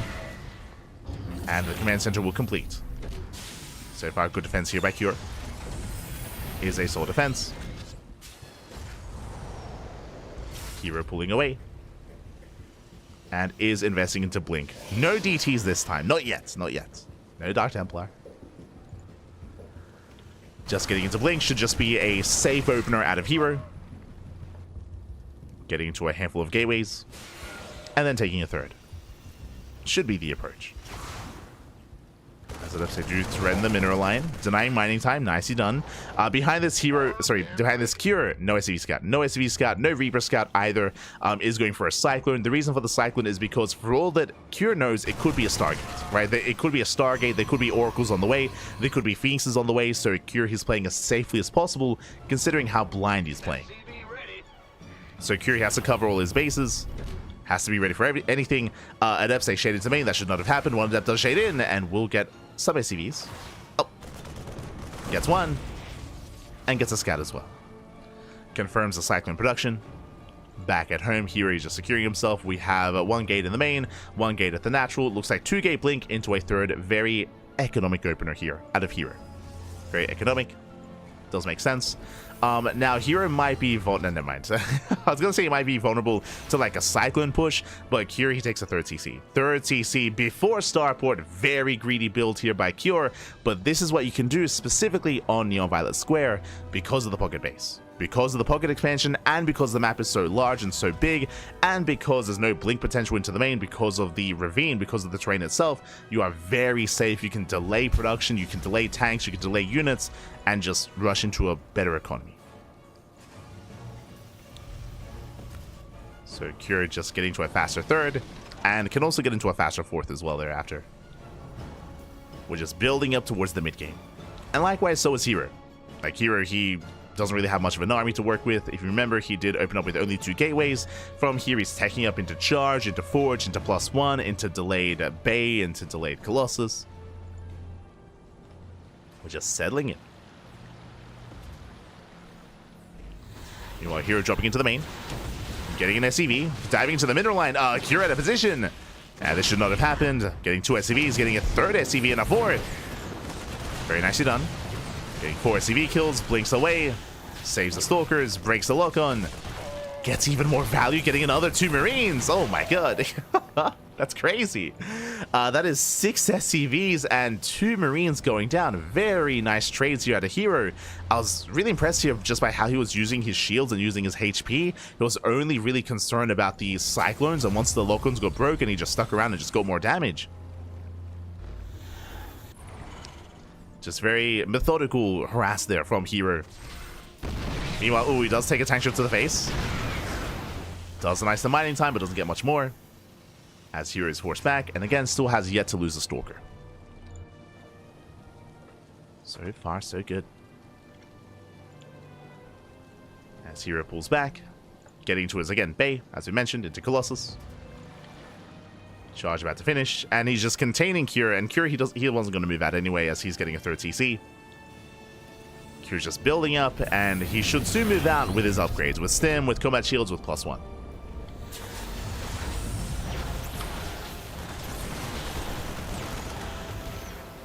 Until then, Prism's going to be forced back. War Prism is forced back. herO going to be reinforcing, just maintaining a semblance of an army here. And he's rushing into the gold. Jeez. Speaking of being greedy, herO, instead of taking the standard 4th base or even the pocket base, he rushes into the gold instead. Bold move out of herO. Bold move. We'll see if he can maintain map control and get away with this expansion. And it wouldn't be here with something crazy like this. Let's go. We're here for it. Let's go. Behind this, of course, Cure is still gearing up. And he will soon move out. Just waiting for those upgrades. Building up more tanks, more medevacs. There isn't really much to contain him either. As the Observer is picked off. Nicely done.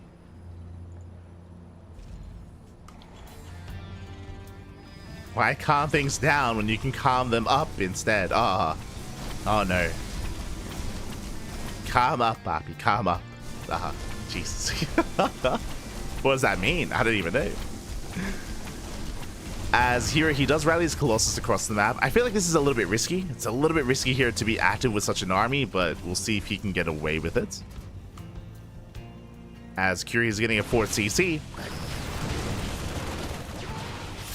With that 4th base, he can soon break out and expand. And take his 4th.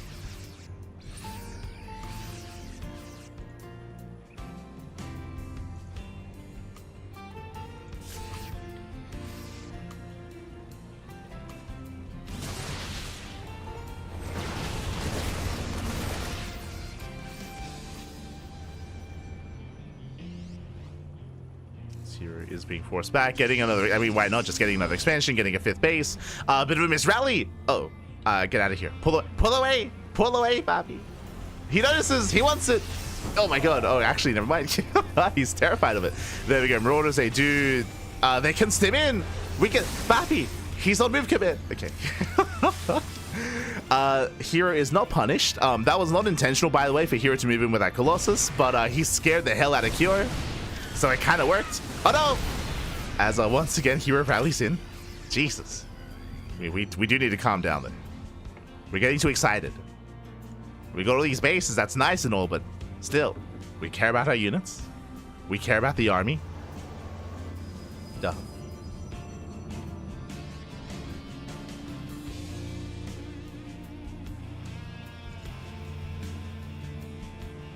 As Cure is building up.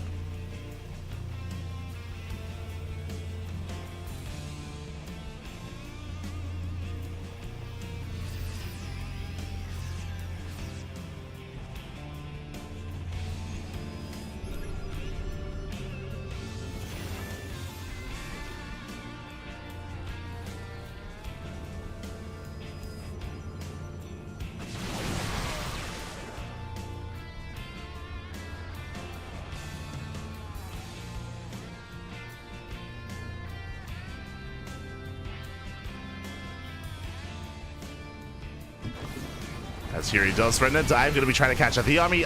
Cure, he is somewhat in a weird position. So go for the mineral line. It's a big investment here by herO. He sends everything towards the natural, everything towards the pocket base. At the same time, trying to catch up the main army. Does engage, picks up the winter mines. Decent force fields. Meanwhile, Zelce do bust in. SCVs are going down. He does get some workers. Protects the Colossus just barely. And he gets how many? Not too many. 9 SCVs going down. Oh, that's a kill. That shouldn't have happened. That should not have happened. The 4th base goes down. That's a kill, not a lift. And Curie's stuck on 3 bases. He's stuck on a 3 base. It's going to be 14 SCVs going down. And that was worth it. That was a wild move out of herO, by the way, to just rush in. Just send all the zealots into the bases. But I mean, it worked. Cure, he gets caught out. And again, behind this herO, he's chilling. He's big chilling. Just taking more bases, taking more expansions, just containing Cure. Never goes off. Oh my god, massive connection. The connection pops off. Takes down some ghosts, takes down some bio. Cure's in trouble. He's in a lot of trouble here. Here he just busts in. Massive EMPs go up, but it may not matter. And GG gets called as Cure gets broken. And herO, he will take the series 3-1, becoming this week's OlimoLeague champion. GG. Hi. GG, well played. I didn't think you could drag an army out of position when they were defending on 4 bases. That was impressive. Of course, herO, when he chose to dive in, he did see the rotation. He saw the rotation of Cure. As Cure, he moved over towards the 4th base. With that, herO, he saw an opening, just sent it in, was able to get some economic damage, kill the 4th base, and force Cure into a more awkward position. Of course, the Novas did pop off. That did help, and yeah, Cure, he just never got into his game. Like, he was still building up. He was about to move out. He was about to break out, but he was just stuck at home. More importantly, what I should say here is that really keen eyes, really good decision making out of herO, because what happened here, he recognized how greedy, how economic Cure was being. So how do you beat that? You outgreed them. herO, he did get away with the gold base. Remember, he took the 4th as a gold, got a 5th, got a 6th. Because of his map control, herO, he just took full advantage of that, had a greater economy, which means he could get away with just throwing away supply. He could just throw away zealots time and time again, just throw away units. He could afford it, rebuild it, replace it, and just snowball out of control from there. GG, well played. herO just taking over Neon Violet Square, and with that, herO, he is our champion. Congratulations. I believe 2 weeks in a row, 3 weeks in a row, like herO, he is kind of like the OlimoLeague champion when it comes to the most recent seasons of OlimoLeague. Let me just double check. I'm curious how these events have been shaping up.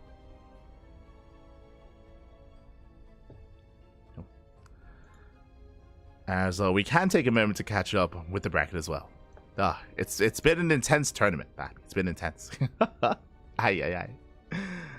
But GG, well played. I should also update the bracket itself. I got you. 3-1.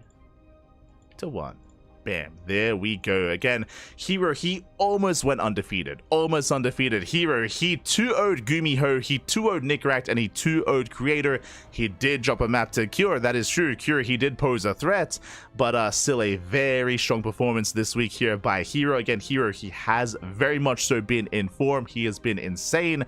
If you have not been watching herO as of late, you would not know, but herO, he's been beating players like Clem, beating players like herO, beating players like Rainer as well. He has been looking like a beast as of late. It's been insane. It's been crazy. Nowadays, I mean, I think for the past year at this point, herO, he has the best PvZ in the world. You know, he's kind of the one to look at when facing off against players like herO, like Rainer, like Dark. When it comes to the other matchups, I think it's still quite close between herO and MaxPax when it comes to PvT. MaxPax 100% has the best PvP in the world. Like that's like MaxPax's, like that's his stomping ground, I should say, is PvP. And PvT, they both have different styles. That's what I will say. Like, multiple times in this series, we were watching and we were like, yo, herO, he's crazy. Like, he could just back off and just take another base and just throw down another robo, or throw down a Stargate and take into Skytoss and just calm down. But herO, he'll just send it time and time again. Sometimes it wouldn't work out for him, sometimes it would. That's just herO for you. MaxPax is the kind of player that would just back off and just play more macro, play more standard, just tech up, get further ahead, embrace Skytoss, embrace the late game. Two very different stylistic players, two sides of the same coin, if you will. Where, I mean, together they are the best Protoss players in the world. But I appreciate that when it comes to the hierarchy, when it comes to the top players, they're very different stylistically. So it's very fun and very different to watch them when they do go up against these top players, which I do appreciate. Regardless, GG, well played. Whew. And yeah, it was in the previous weekly here, 235. Sorry, I did just want to open up. Yeah, herO, he won last week against Shin in week number 235. Likewise, in 234, oh, actually it was Classic. It was Classic that won that week instead. Then we had Clem popping off herO before that as well. So again, it is great to see, you know, multiple players kind of rising up here and taking that challenge. If you're looking at the bracket, you may notice there are a lack of Zerg players. I mentioned this before, may as well mention it now as well. During this event, this event did occur last night. It did occur at this point, like, what, over 12 hours ago. I mean, we've been casting for like 6 hours. Jeez. We've been casting for like 6 hours, so it's been a long cast, been a long broadcast, but we made it. We did make it through. But last night is when this event occurred. But it was actually clashing with another tournament. If you were here on the CranKy Ducklings last night, we were casting the LoLeague Cup. Actually, I can just show you. Hold on. I can just show you. Bam! We have the technology. Last night was Tuesday night. We were casting LoLeague Cup there. You can see at 9 p.m. KST. And do you know when OlimoLeague was? 10 p.m. KST. So the events did overlap, and in the LoLeague Cup, that's when we were casting Shin and Solar. So Shin and Solar, your typical Zerg representatives in this tournament, they were playing in a different event. They were playing in the group stage of a big Premier online event, so they were otherwise busy. We were casting them, of course, and that is why they were not a part of OlimoLeague. Likewise, MaxPax and Skillus were also preoccupied with LoLeague Cup as well. So that's what we were covering at the time. That is also why it was after the event. As you can see here at 9 a.m. KST, we went live with OlimoLeague to catch up on those matches that we did miss as we were covering another event at the time. So there you go. There you go. Meanwhile, speaking of other events, our next broadcast, as you can tell as we're here on Wednesday, is also 9 p.m. KST. Last night we casted Group C of LoLeague Cup. Tonight we're going to be casting Group D. The final group of LoLeague Cup is going to be tonight. We're going to be featuring, I believe, Clem. Let me just double check. I believe, off memory, it's Jeshi, Cristiano, Clem, and Dark, I want to say. Let me just double check. Yeah, there we go. So Clem, Dark, Cristiano, and Jeshi, they're going to be facing off in Group D. If you're curious, Jeshi made it through, of course, his regionals. I believe he was invited through, actually. And Cristiano, he popped off in the qualifiers. If you missed it, we did cast it. Of course, we cast everything on the channel, of course. We did cast the qualifiers of this event, and Cristiano, he 2-0'd Björn. He took down Creator. He took down Spirits. Yeah, I mean, I should say he almost took him down. He went to the ace match against him.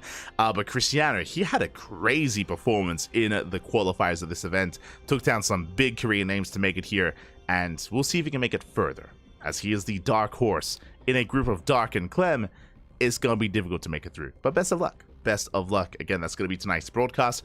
Tomorrow, we have the OSC Season 12 Championship on Thursday and Friday, both at 9 a.m. KST. We also have the podcast tomorrow as well. That is our weekly talk show where we catch up on all the events of the week, on all the events, all the tournaments, all the content as well.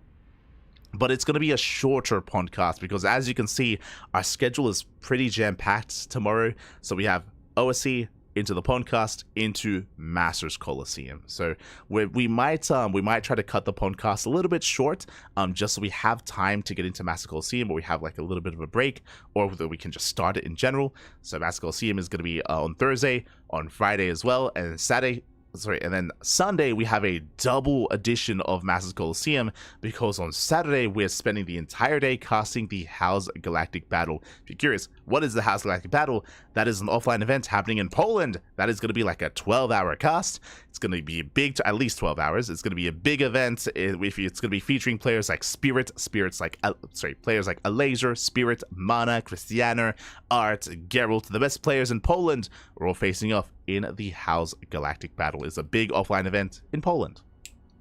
And again, we've been casting it here in English for the past couple of years. It's been running for a long time, and it is a big premiere event, so do look forward to it. Do look forward to it. It's going to be amazing. It's going to be beautiful.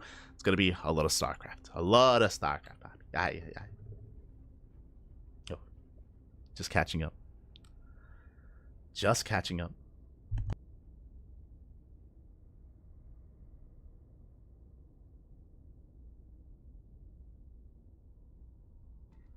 Every button on hero's keyboard is move forward. True.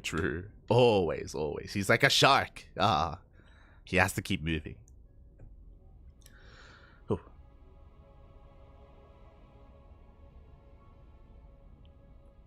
Now catching up. Love Clem's play. Always fun to see his gameplay. Yeah, always a lot of fun. 100%. Always a lot of fun. So we're going to be featuring Clem later on tonight. Otherwise, thank you so much for watching. Thanks so much for tuning in. We do appreciate it. As I just realized, we didn't even have the title correct. So my apologies. It was still showing Cure versus Zan as the title. So I do apologize. But yes, Hero versus Cure. Smurge. But yeah, with that, we're going to be wrapping up. I'm going to go and get some rest. I'm going to go and get some sleep. I'm going to go calm things down. And when we come back, we're going to be live with the LittleLeague Cup. Oh, I'm going to rest my voice as well, as it has been a long event and a long broadcast. Yeah, 6.5 hours, 6 hours, basically. 6 hours and 20 minutes. We made it, Pappy, we made it. And we'll be back next week for more OlimoLeague. We'll be back next week.